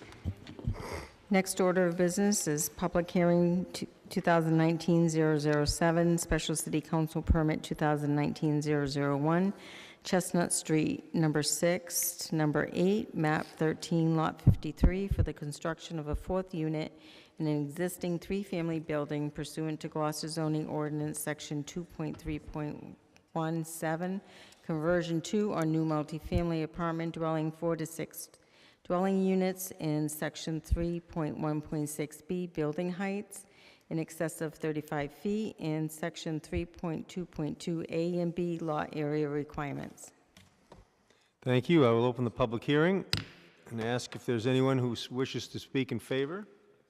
Oh, sorry, Councilor LeBlanc first. Yes. Under Mass General Law 268A, I'm going to recuse myself from this. I have done work on this building before, so any conflict, I don't want to be up here during the vote, so I will see you guys. Well, then we know it's good. Okay.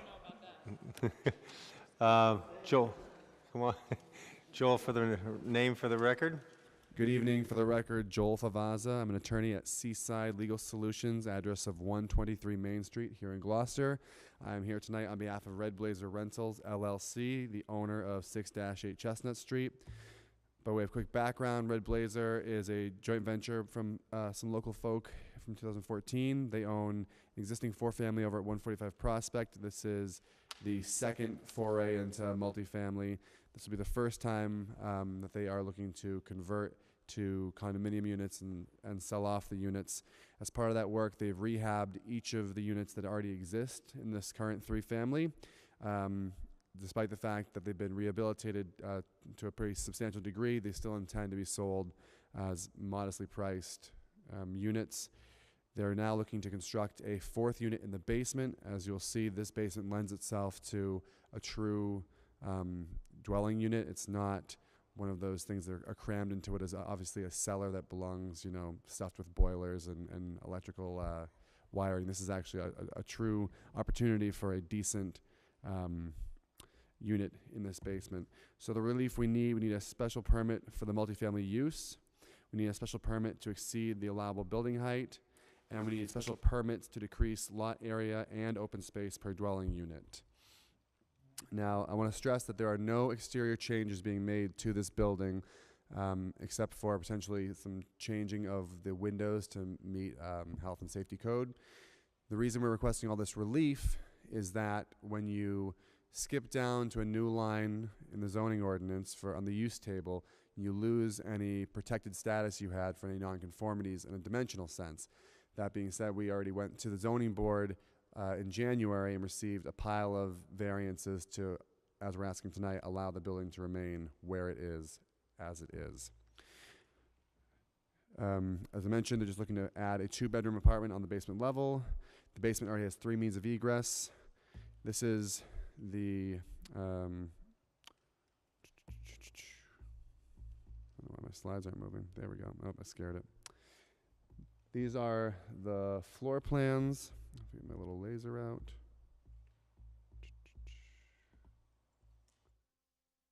So this is the site. The building is tucked to the northerly side of it, Chestnut Street, running from the top of the hill to the bottom of the hill. As you see, there's enough parking on site for 4 cars to park. Those spaces are consistent with the parking regulation spaces, which, as you may know, are bigger than you really need to park a car, but they fit for regulation spaces without anyone having to block anyone in. During a snow emergency, you can fit about 7 cars on the property. The first, second, and third floors are all existing units, single level living on each of them. And the basement, there'll remain some common space on the easterly side, and there'll remain some common storage on the southwesterly side. How am I doing, Dana? This is the lower level floor plan, you'll see that you'll come down a common staircase on the easterly side. You'll come into a private door. You'll have a bedroom, a bathroom, another bedroom on the northerly side of the basement. On the southerly side, you'll have an open concept living and dining area with a kitchen down here in the southeastern corner. This will not prevent the other unit owners from being able to get down to the common utilities. Everything is in this bay on the southeastern corner. It will not prevent other unit owners from getting down through the bulkhead in the southwestern corner to common storage that will remain. Nevertheless, the unit, as I mentioned, has 3 means of egress, a dedicated back door up a staircase on the westerly side to a shared exit, the bulkhead on the other side of the common storage, and the front entryway on the northeastern corner. So now we get into the legalese part. We have the standards to be applied. This is section 1.8.3 for the use. We need to show that we're going to be in harmony with the purpose and intent of the ordinance, and that we will not have any adverse effects on the neighborhood, the zoning district of the city, to outweigh the beneficial interests. Quickly addressing those, social, economic, and community need. We're adding a unit of working class housing to the city. We expect that this unit will list for under $300,000. Nevertheless, will be a great starter for a young family looking to get a taste of home ownership. It is conveniently located within walking distance to public transportation, also to the downtown area, and it adds a 4th taxable unit for the assessors to levy some taxes on each year. Traffic flow and safety, as I mentioned, there's space for 4 cars per the ordinance. Realistically, there's space for about 7 cars. And as you know, the downtown area, Chestnut Street especially, having space for any cars is crucial, and this has plenty of it. And there's also long-term parking down by the Fitzhugh Lane house that is within 500 feet. Adequacy of utilities. This is the downtown. What's coming to the house currently will service the 4th unit without issue. We will need, per fire code, to install a second water line for a new sprinkler system. As part of converting to a 4th unit, it triggers a requirement that the entire building be upgraded with a sprinkler system, which the owner is willing to undertake. And there's adequate capacity in the main, in the street, to have a dedicated line come in. Apologies in advance for the construction on Chestnut Street. I know that's going to be an ugly afternoon, but aside from that, it should not be an issue. Qualities of the natural environment will not be affected. The lot is already fully developed. There's not much green space on there, although there are these delicious wild grapes on a vine in the back and some lattice, and that's been preserved through the construction, and hopefully will come back in the spring. Neighborhood character and social structure. The exterior of the house, as I mentioned, is not changing, so as you drive down the street, you won't notice that anything has changed. The house is receiving upgrades that are otherwise financially unfeasible. Aside from the sprinkler upgrade, this is enabling them to attack some issues with the cracked asbestos shingle siding. It's enabling to upgrade the front porch. And again, talking about neighborhood character, I'm going to show you this next slide real quick. Every red dot, this map shows from Pleasant Street on the left-hand side of the picture to Prospect Street by Sunbank on the right-hand side. Every red dot is a building that has 4 or more dwelling units according to the assessor's records. So having a 4th unit in the parcel with the blue rectangular highlight and the arrow pointing at it, which is the subject property, I think fits right in with the neighborhood. And the last is potential fiscal impact. Going back to this slide, again, more taxable real estate for the city. Your height standard is you have to show it's consistent with neighborhood character and not substantially detrimental to the neighborhood because of obstruction of views, et cetera, et cetera. This is a drone shot of the downtown end of Chestnut Street. At the bottom of this picture, you'll see the gray peaked roof of the subject building, and then you'll see Brown's Mall, you'll see the Verizon building, you'll see the current Cameron's building that you know is going to be going up. So allowing this building to remain at its current 36, I do not believe is out of character with the neighborhood, nor is it going to be detrimental to any of the neighboring properties, in that whatever shadows it's throwing today, it'll throw tomorrow with or without a 4th unit in the basement. For the decrease in lot area and open space, you need to make a finding that the lesser lot area or open space is in keeping with the neighborhood character and structural density. I'll again refer you to this from the city's map geo website. As you look around at the other four-family dots, you'll notice that there is very little, if any, lot area that is not covered by these buildings. And I will point out, in particular, 145 Prospect, which I mentioned is the other unit, the other building owned by this applicant, is a four-family and doesn't so much as have a driveway. It has a small grass lot behind it. So the amount of open space on 6 to 8 Chestnut Street, although not meeting the requirements of the GZO, are in excess of what you'll find in the neighborhood for four families. So I think that, again, the finding can be made in order to grant the special permit requested. So wrapping up, I think that we've laid out this one should be hopefully pretty simple. The important targets are met, and the standards to allow for relief by special permit have also been met. So I request that you please grant the use permit, the height permit, and the 2 decreases in lot size permits. If you have any questions, I'd be happy to answer those. Thank you. Thank you, Joel. If you just hang out there for a second. Anybody else want to speak in favor of this? Anybody speaking in opposition? Any communications? There are none. Thank you. Any questions from councilors to Mr. Favazza? Councilor Cox. I can't remember what triggers private or public trash service. Is it 4 or more, or is it? Yeah, I think 4 does trigger. So there's 4 units over on Lusitania, and they had private trash. So you may be right that it may be 4. But if that's the case, that's the price you pay to convert over. But I don't know the answer. It may be 4 though. I believe it's 4. Yeah. I believe it's 4. So in that parking area that you showed earlier with that map, could you show me where you would provide a dumpster? Sure. I doubt that we provide a dumpster. Let's see if I can get back here. What I'm guessing we would do is we would, sorry, that map slide is intense. It takes my computer a second to pull it up. Where am I? There we go.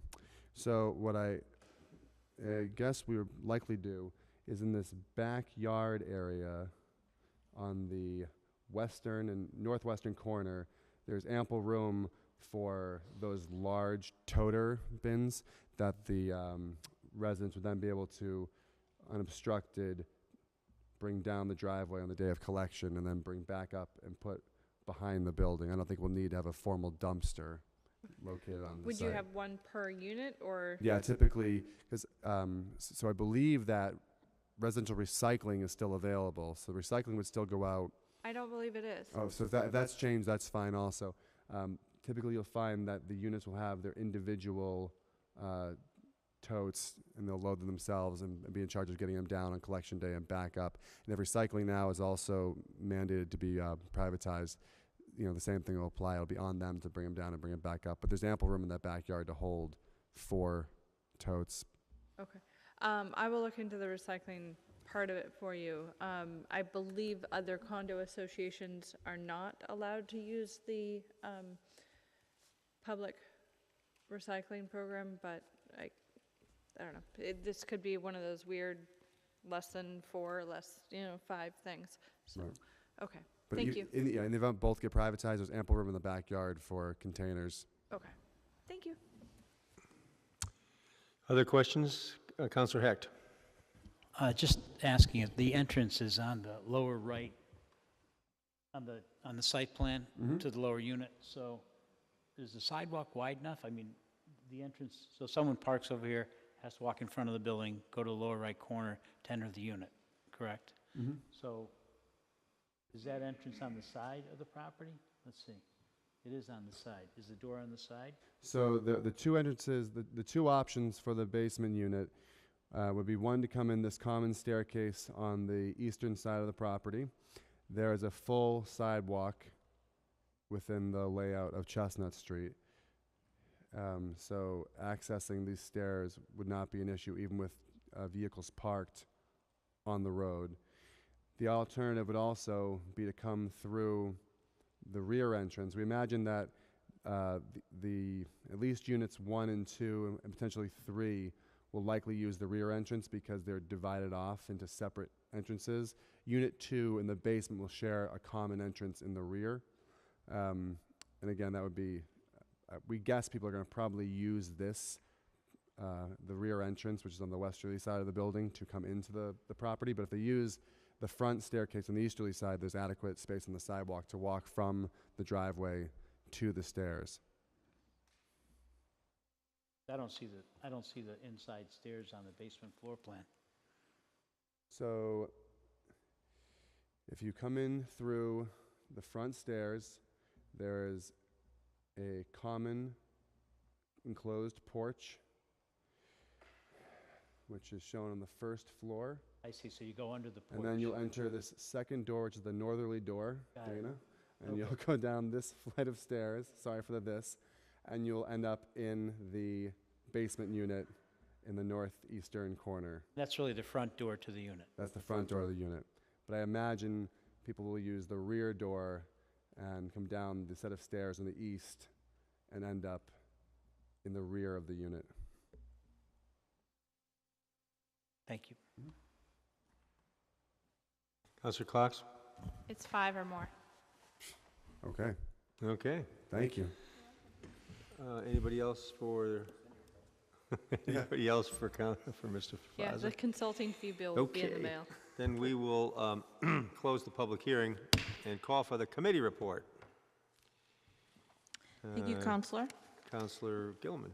On a motion by Counselor Lundberg, seconded by Counselor Holmgren, the Planning and Development Committee voted 3 in favor, 0 opposed, to recommend that the City Council grant a special council permit, SCP 2019-001, to Red Blazer Rentals, LLC, for property at Chestnut Street, number 6 through number 8, map 13, lot 53, zoned Central Business, CB, to add a 4th dwelling unit in an existing 3-dwelling unit building under GZO, Section 1.8.3, 2.3.1, Section 7, conversion to or new multifamily or apartment dwelling, 4 to 6 dwelling units to increase from 3 dwelling units to 4 dwelling units, 3.1.6B, and 3.2.2A, minimum lot area per dwelling unit of 2,500 from current 1,462 feet to 1,097 feet, and B, open space per dwelling unit of 1,250 from current 1,462 feet to be reduced to 1,097 feet pursuant to a plan submitted with the application rendered by American Land Survey Associates, Gloucester, Mass. J2290, signed by Kirk V. Benson, PLS, dated November 1st, 2018. This special council permit is in harmony, intent, and purpose of the zoning ordinance, and I so move. Second. Moved and seconded. Any councilor comments? Okay, this is a roll call vote. Counselor Lundberg. Yes. Counselor Memhard. Yes? Counselor Nolan. Yes. Counselor O'Hara. Yes. Counselor Cox. Yes. Counselor Gilman. Yes. Counselor Heck. Yes. Counselor Holbrook. Yes. The motion to grant special city council permit 2019-001 for Chestnut Street, number 6-8, to add a 4th unit to an existing 3-family building passes on a vote of 8 in favor, 0 opposed, and 1 recused. Thank you. Thank you very much, Joel. Okay, next item, Madam Clerk. Next item is special, public hearing 2019-008, special city council permit 2019-002, Schoolhouse Road number 2, number 3, and number 4. Map 262, lots 14 and 37, and Gloucester Crossing Road number 7, map 43, lots 4 and 5, for the modification of condition number 18, city council special permit 2017-012, pursuant to Gloucester zoning ordinance, section 1.5.13. We'll open the public hearing and ask if someone wishing to speak in favor. Hello, Deb. Welcome. Good evening, councilors. Deborah Ellison, Ellison Law Office, 63 Middle Street, Gloucester. I represent the Fuller Mixed Use Venture, and with me tonight is also Peter Godot from Windover Construction. Tonight we're seeking a modification of condition number 18 of the City Council permit number 217-012 under the zoning ordinance 1.5.13. It's something of a housekeeping matter. Condition number 18, as you may recall, prohibited a building permit from issuing for the construction of the FMUV project until the off-site sewer design improvements were permitted and a construction contract was awarded. It was included as a condition at the time, something of a placeholder, because the Mass Works grant had not yet been awarded. So if the grant was not awarded, we would have had to come back to the council to discuss how that was going to be funded. But the grant was awarded, and so the condition is no longer needed. The off-site improvements are completely within the city's control, and the funds have been awarded, as I said. Eliminating the condition will allow the FMUV to proceed to closing with the city without waiting for this condition to be satisfied. As required under 1.513, we contend that there's good cause to remove the condition and that it doesn't impair the interests of the neighborhood or the city to do so. Briefly, the criteria set forth in the zoning ordinance 1.8.3 were explained in detail in our prior application, and we met all 6 criteria. The only one that may deserve a little bit of discussion is utilities, and there we've actually improved the conditions with the award of the grant. So the adequacy of utilities will allow utilities and the other infrastructure in the extended neighborhood to be improved.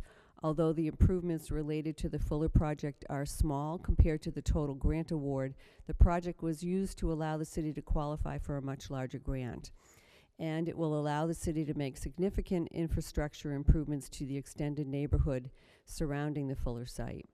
The requested modification of condition number 18 reflects the identification of the funding source, as I said, to complete these off-site improvements, and will allow the closing to proceed as planned.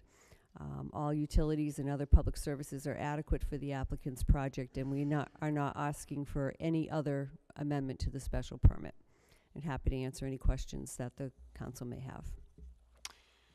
Great, thank you very much. Why don't you stay right there? We'll do what we did before. Anybody else to speak in favor of this? Anyone in opposition?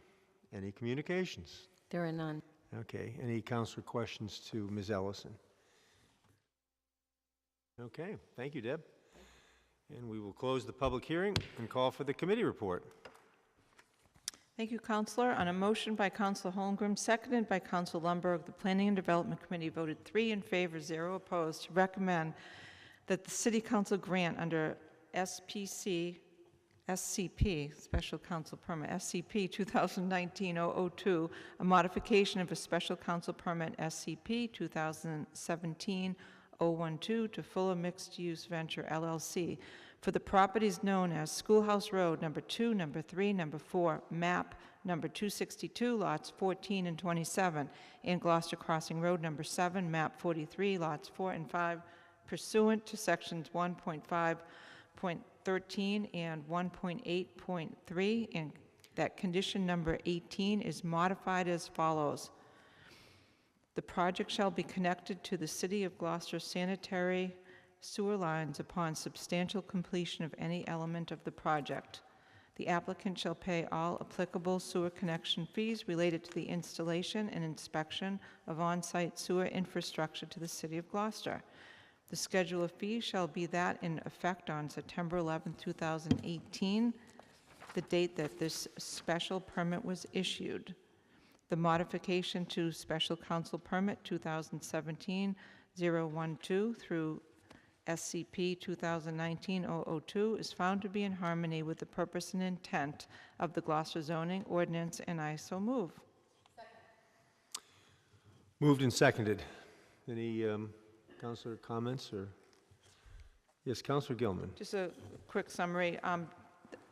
As already commented, because the Mass Works grant has now been awarded, the condition is no longer needed, and the administration was also in favor of this modification. Felt I needed to say that because we didn't have this meeting recently. It was actually back on January 16th. Thank you. Thank you. Any other? Okay. This is a Roll call. roll call. Counselor Lambert? Yes. Counselor Memhard? Yes. Counselor Nolan? Yes. Counselor O'Hara? Yes. Counselor Cox? Yes. Counselor Gilman? Yes. Counselor Heck? Yes. Counselor Holgram? Yes. Counselor LeBlanc? The motion to grant special city council permit 2019-002 for the modification of condition number 18 to the city council special permit 2017-12 passes on a vote of 9 in favor, 0 opposed. Great. Thank you, Deborah. Thank you, Peter. Okay, next item, Madam Clerk. Next item is public hearing 2019-009 to amend the Gloucester Code of Ordinances, Chapter 21, Streets, Sidewalks, and Other Public Places, Article 4, Repair of Private Ways, Section 21-84, Permanent Construction or Repair regarding proxy vote. So this is a public hearing also. Open the public hearing. Who wants to describe what we're doing here? Councilor Nolan, do you want to do that, or Councilor, or Joanne? Madam Clerk? Councilor Nolan? Okay. So basically back in February of 16, the council passed an amendment allowing for proxy voting and the repair of private roads. In early 2017, we did change a lot of the wording, trying to make the ordinance a little bit more clearer, a little easier, and with some different language. When we did rewrite the ordinance, we omitted the proxy voting. Since then, we found that that's actually a pretty important part with people that are snowbirds or vacation or can't make a meeting. As Councilor Memhard had the privilege of going through a very daunting task on Southern Road with Councilor O'Hara. So some of the language that we're looking to do and changing it is going to change it. We can do a proxy vote. Basically, you'd be doing a vote, you'll sign off on the agreement of what the amount of the vote is, giving someone the permission to vote for you and change their vote in the meantime with it if something goes wrong. There'll be paperwork that be signed. It has to be notarized. The notarized has to be photocopied into a phone or a picture showing that you showed your ID, which is kind of redundant, but that's what they're looking for. The importance of all this is that there is a financial burden and liability involved. So to have someone just say that they're voting for someone and assuming the responsibility of a 5-year or 10-year betterment, we want to make sure that the person is represented with how they feel about it and to keep it fair. I do hope that you support this tonight. It will make it a little bit easier. It's been an ongoing process for 3 years. I'm sure we're going to fine-tune a few more things to this actual ordinance in times to come. But right now, this particular piece, I think, is very important.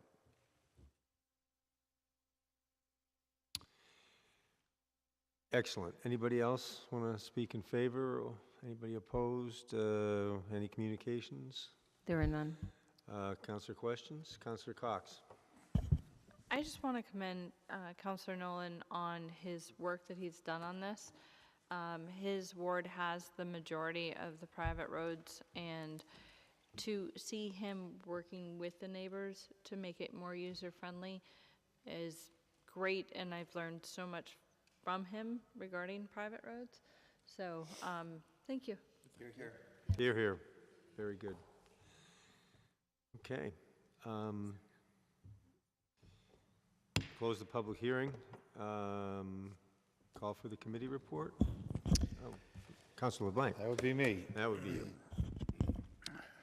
Ordinance and Administration voted 3 in favor, 0 opposed, to recommend that the City Council amend Gloucester Code of Ordinances, Chapter 21, Streets, Sidewalks, and Other Public Places, Article 4, Repair of Private Ways, Section 21-84, Permanent Construction or Repairs, as follows: by deleting the last 3 sentences of subsection F, no proxy vote shall be allowed, and by adding a new subsection G, as follows: any abutting owner may designate a proxy to represent them and cast a requisite vote on matters required by this section.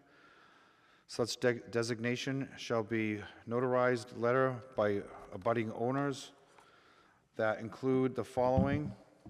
Number one, and the name and address of abutting owner. Number two, the name and address of the proxy. Number three, the language from the abutting owners expressly granting permission to the proxy to vote on the abutter's owner's behalf. Number four, a copy of the proxy's valid state or federal picture identification. And number five, a copy of abutting owner's valid state or federal picture identification. That's twice. Number six, the abutter's owner's signature. And the designation document must be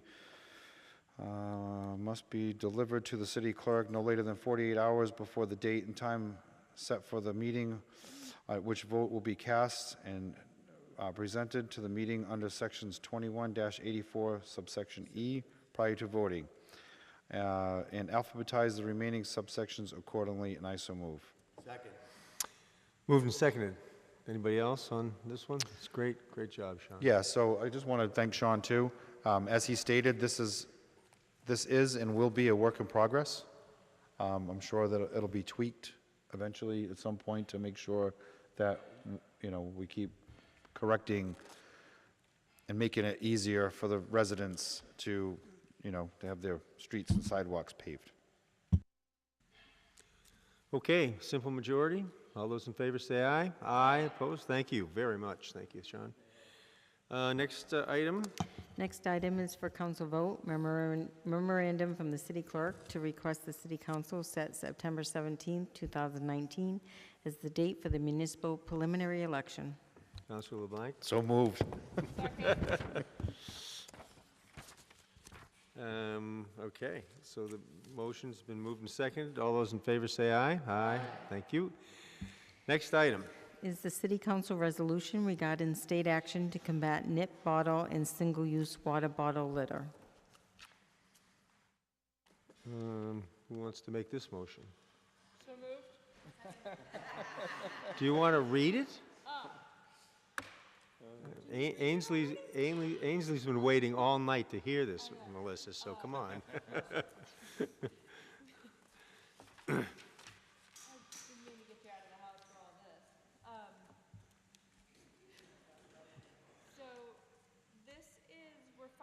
Suit with, yep. God, I love Mike. I miss Mike.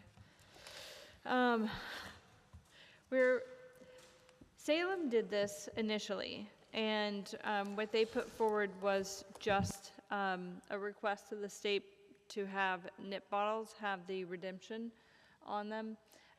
So I did borrow their language and expanded on it to add the water bottle as well. I know that the water bottle failed, was it 2, maybe 4 years ago?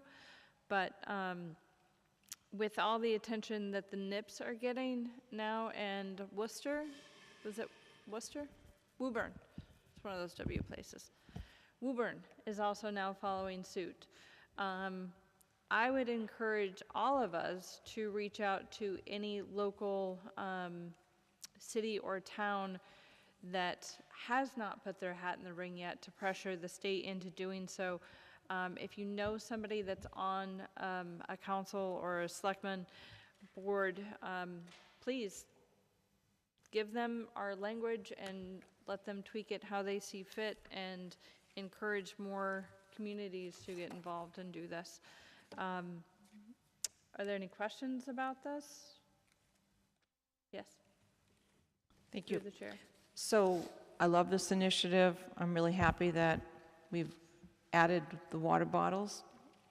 I do have a question as if how we could maybe work this resolution also through Ann Margaret Ferrante and Bruce Tarr, because I noticed that there is a bill on the House floor right now for something similar, and I'm wondering if it would be good to make sure that when this resolution is completed, hopefully voted affirmatively, we can partner with our 2 representatives to see what they could do to bring it forward as well. Just a thought. I think that's the whole point of this, is to get it to their attention.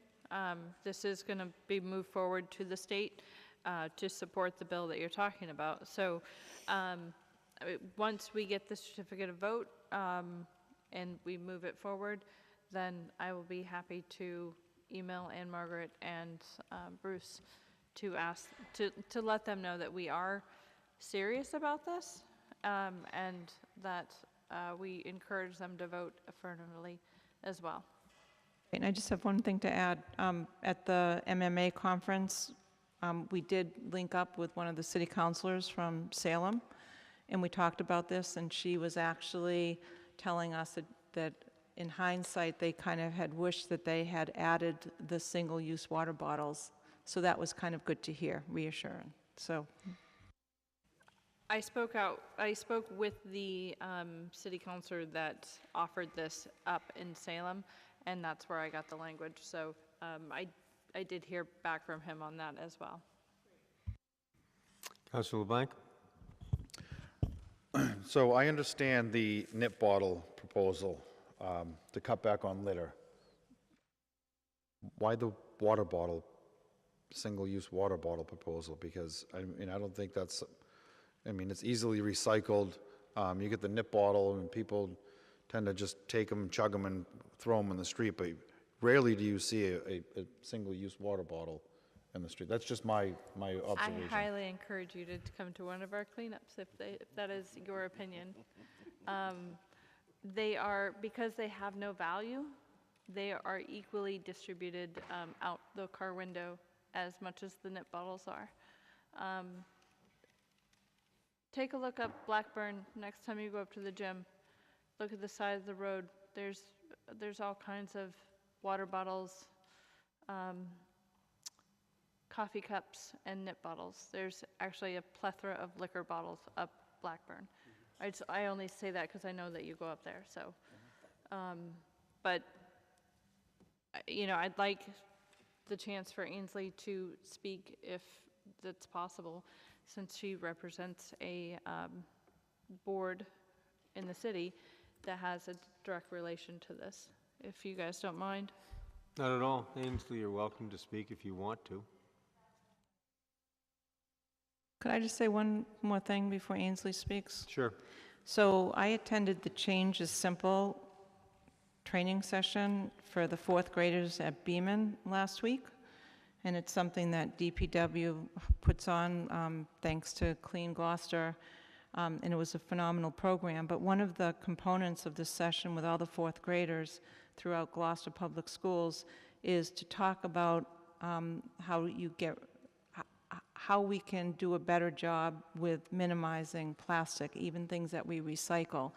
And what they have is a thread, a chain of single-use water bottles with a string, and they have the kids, like a whole class, so 55 fourth graders at Beaman, had to make this giant circle, and they had to spread out this huge link of single-use plastic bottles. And then they talked about, they asked the kids, how many of these do you think a person uses in a year? And the answer was 238 single-use bottles per one person. So then they had the kids do a calculation. So they said, let's say 50 times 238, and they came up with 68,000 single-use water bottles for the fourth grade class at Beaman.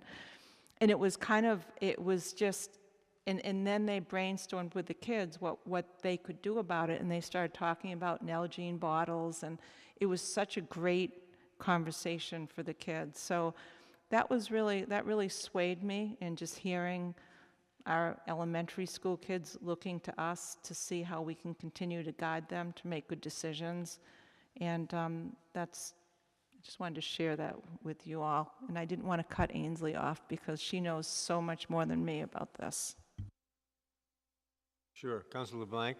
Yes. Come on up, Ainsley. Yeah, we're not going to hurt you, don't worry about it. So my thought process is on asking this question about the single-use plastic bottle, too, is, the government overstepping their bounds. I don't want to be that government that says, that's taxing everything. You know, we're looking to put a tax on nip bottles, we're looking to put a tax on water bottles. You know, eventually it'll be gallon bottles, it'll be, you know, your Minute Maid milk cart, you know what I mean? I just don't want to have a snowball because it's, you know, we're opening the door for these two items, and who's to say down the road that, you know, we're not looking to do, you know, these other things, juice boxes, and you know what I mean? It could just explode to everything. So I don't want to be that form of government that wants to put a tax on everything. That's my whole point of things. The nip bottles, I understand, they're convenient. You go in, you grab one, you chug it, you throw it, you know what I mean? You don't want to, whatever. It's not me personally. Not me personally, but I see it happen, right, you know, but usually a water bottle, you know, the average person will hold on to it and throw it in a receptacle or something like that, you know. So I just don't want to tax people, law-abiding citizens that are doing the right thing and recycling, and it's basically it's a tax, you know. So that's my perspective on the single-use water bottles. Sure. I'm not against the nip bottles. Yep. But I'm questioning just the water bottles. Sure. So technically speaking, I would argue that a deposit is not a tax because you can get your money back almost immediately. I'm so glad that some of you have been able to attend the Change is Simple programs. The goal at this point is really to reduce plastic consumption, especially petroleum-based products in light of climate change, as well as the future of recyclables are not as valuable anymore. So whatever we can do to use less. I would also argue that single-use soda bottles already have a deposit on them if you get a 20-ounce Coke or a 2-liter bottle of Coke, and that's not much different than having your 16 ounces of water. So I don't see those as being different. I do think it will incentivize people to remove them. You don't see soda cans on the side of the road anymore because people do value that, though I do think having a higher deposit, more than 5 cents, would make them more valuable as well. But yeah, happy to take other questions as well, and also happy to encourage you to get your own water bottles.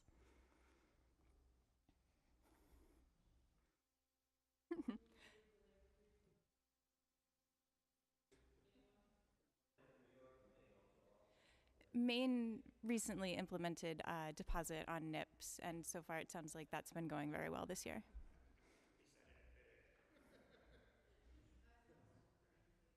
Yes, go ahead. I don't remember exactly how much, but how much of a carbon footprint does plastic bottle manufacturing make per year? I don't remember. I can Google it. I would have to look it up. I would be making up But a it's number pretty for you. large? Yes. Okay, so this would disincentivize people from using these things and hopefully decrease carbon output. Yes. Okay. The process of processing bottled water is actually pretty energy intensive. Okay. Versus just getting a Brita pitcher and using your tap water. And that would include shipping the bottles? Yes. Producing the bottle. Stocking them, filling producing it, yes. them. Okay. Yep. Thank you. Sure. Councilor O'Hara? Yeah, thank you. And I think we're probably getting a little bit off topic directly, but we talked about this at the environmental that Councilor Heck and Councilor Cox, we attended at Merrimack College about a month ago.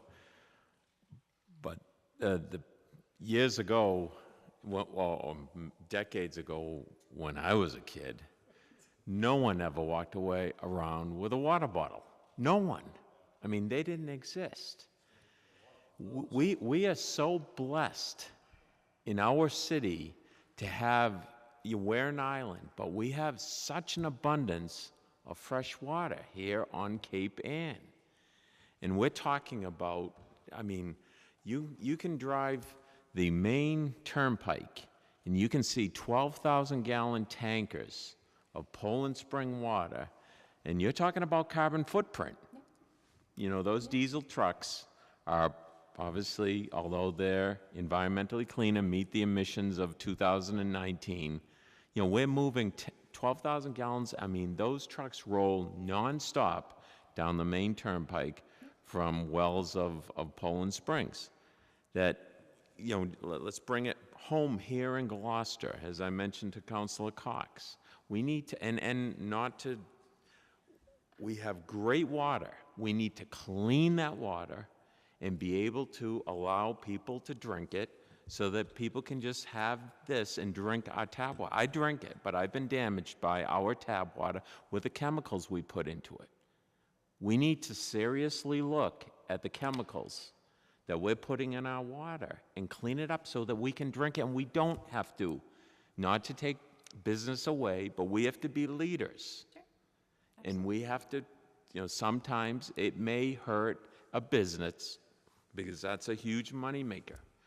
But to be conscious and leaders in society and nip it in the bud, and let's clean up our water so people can drink our water. Absolutely. And then we eliminate the problem, or partially eliminate the problem. So I ask my fellow councilors to consider that let's go to the source of the problem and clean it up here in Gloucester and take it a step further. Councilor Cox and I talked about it. Let's mandate that we put more bottle filling bubblers in any reconstruction project, public buildings, put them out on the streets, because we want our visitors that we will see in another 2 months, we want our visitors to come in and drink our wonderful water and not have to dispose of the plastic bottles that we're talking about tonight. Yeah. So we can simplify this. Let's clean up our water, and then we can eliminate a lot of these bottles. So I ask my fellow councilors to consider what has been talked about. I know I've spoken to Councilor Nolan. I've been damaged by our water. I drink gallons of it. That's what I drink, and I drink our water. So I ask us, think about that. Okay? Thank you.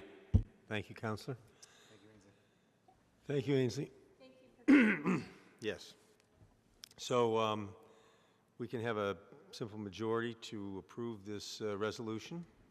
All those in favor say aye. Aye. Opposed? So Joanne's got it here. We can sign it while we're sitting here. Next order of business. Next order of business is the update of the Poet Laureate Selection Committee by City Council Representative Councilor Paul Lundberg. So there's no update. The mayor and the Committee for the Arts, yes. Councilor Cox, or maybe there is. I don't know.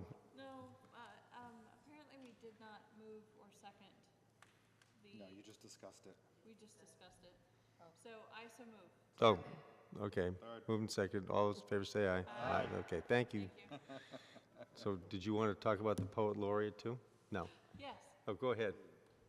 I have spoken with Judith Hoglander, who is on the committee, and her and her husband were taking some vacation time, and as soon as they got back, there's a few weeks between her vacation and my vacation, and we are going to get together and try to figure out how we're going to move this forward. So for the record, Madam Clerk, and we can change that designation. The City Council representative on the Poet Laureate Selection Committee is Councilor Cox, no longer me. Okay. So next order of business. Councilors' request to the mayor. Okay. So Councilor Heck, would you like to start this evening? I wanted to congratulate Nate Cahill on the grand opening and ribbon cutting of Wheelhouse Co-working space on Friday. Thanks to Ken Reel, the Chamber, the Mayor, Bruce Tarr for an entertaining speaking program. It was outstanding. Number two, I want to say thank you to Deborah Kelsey, the Director of the Sawyer Library, and board member Simon Paddock for an outstanding tour today of the redeveloped and expanded Reading, Massachusetts Library. It's pretty impressive. And I didn't understand the library project and where it's going and what are the needs based on what my idea of a library is, and I moved a lot today towards understanding. Number three, the senior care breakfast is tomorrow morning at the Gloucester House from 7 to 9, and if you want to stop by for a good cause and have a little breakfast, so do so. Thanks. Thank you, Councilor. Councilor Gilman? Do we have the resolution circulating? So I just wanted to remind people that tomorrow, Valentine's Day, at 5 o'clock, we have the 1 Billion Rising, A Life Without Violence Against Women and Girls.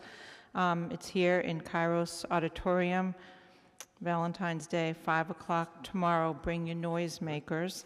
I also wanted to let the counselors know that I think you all remember about a month and a half ago, Counselor Memhard had taken a stab at a document on private road repair, and he brought it pretty far, and it was a tool to help people understand where they can get all the material that they need when they're trying to consider, or if they have a pothole or a culvert or whatever, something about private road repair.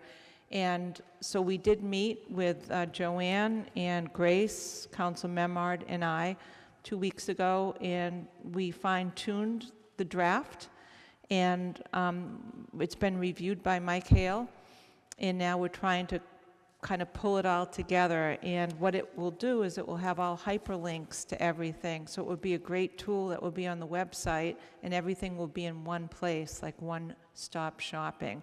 The petition, the timetable, the policy, links to the state that talk about the Mass General Law and the same. So I think that it will be a great tool. But again, I wanted to thank Council Memard for getting it as far as he did, and it's really rolling along. And of course, thanks Council Nolan for all he's done.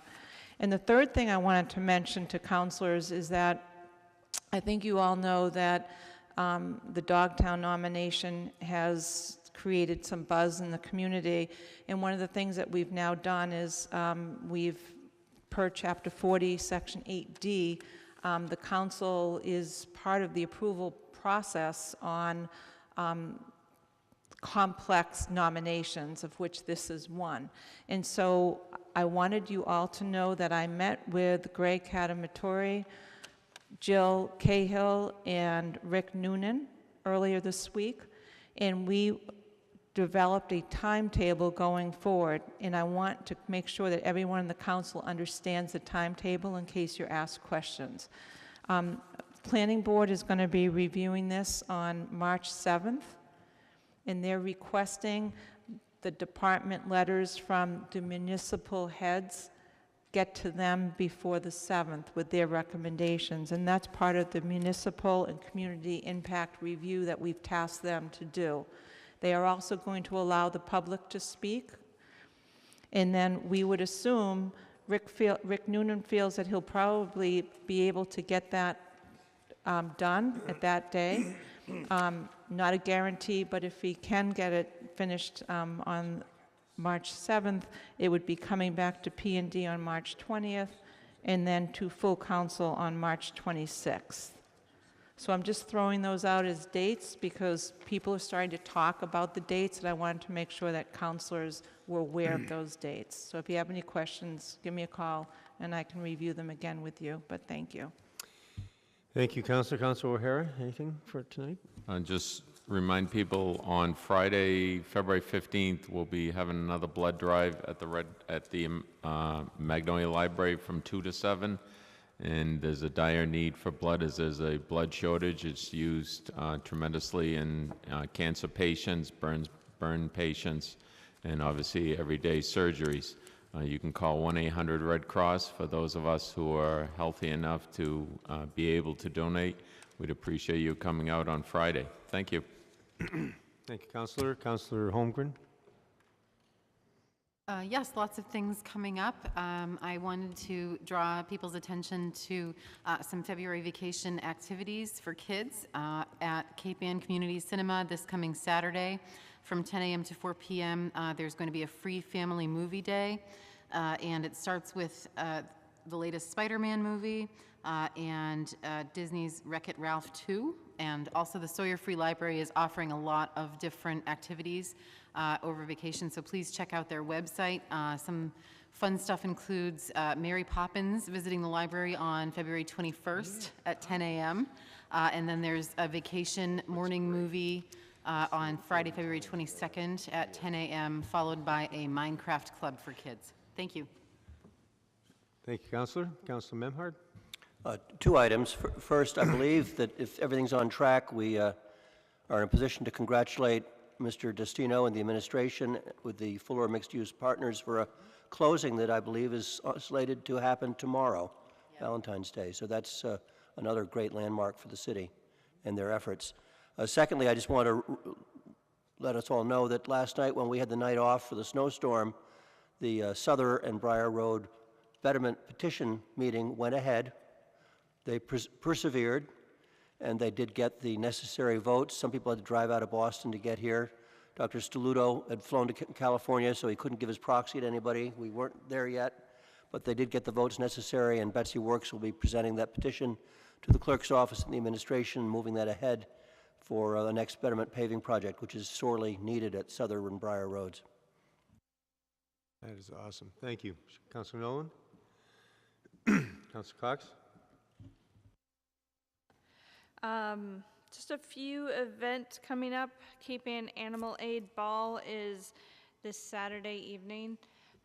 You guys, I'm not sure if you are aware or not, but Business of the Year is going to Extreme Auto. And I also have... Someone's got to brag about you.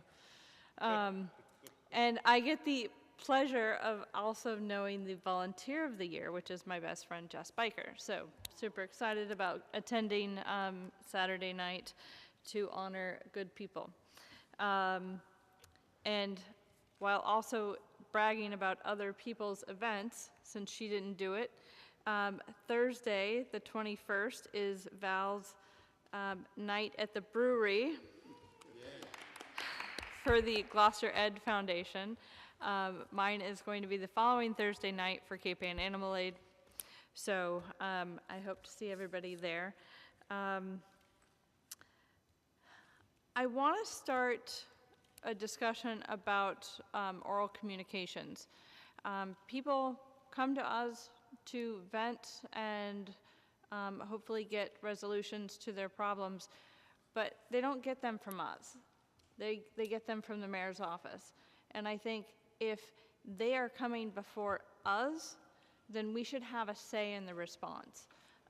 So I would like to look into that further about where it lies. Is it ordinance? Is it chapter? That kind of thing, or charter. So I want to see where it lays in the hierarchy of rules and regulations, but I think it's extremely unfair for people to come to be forced to vent to us and we can't say anything at the time. And we can certainly meet with them in private and help them through whatever, if we even have the power to do that. But a public response comes from someone that's not even in the room. So I have a problem with that. But anyway, thank you. Councilor LeBlanc?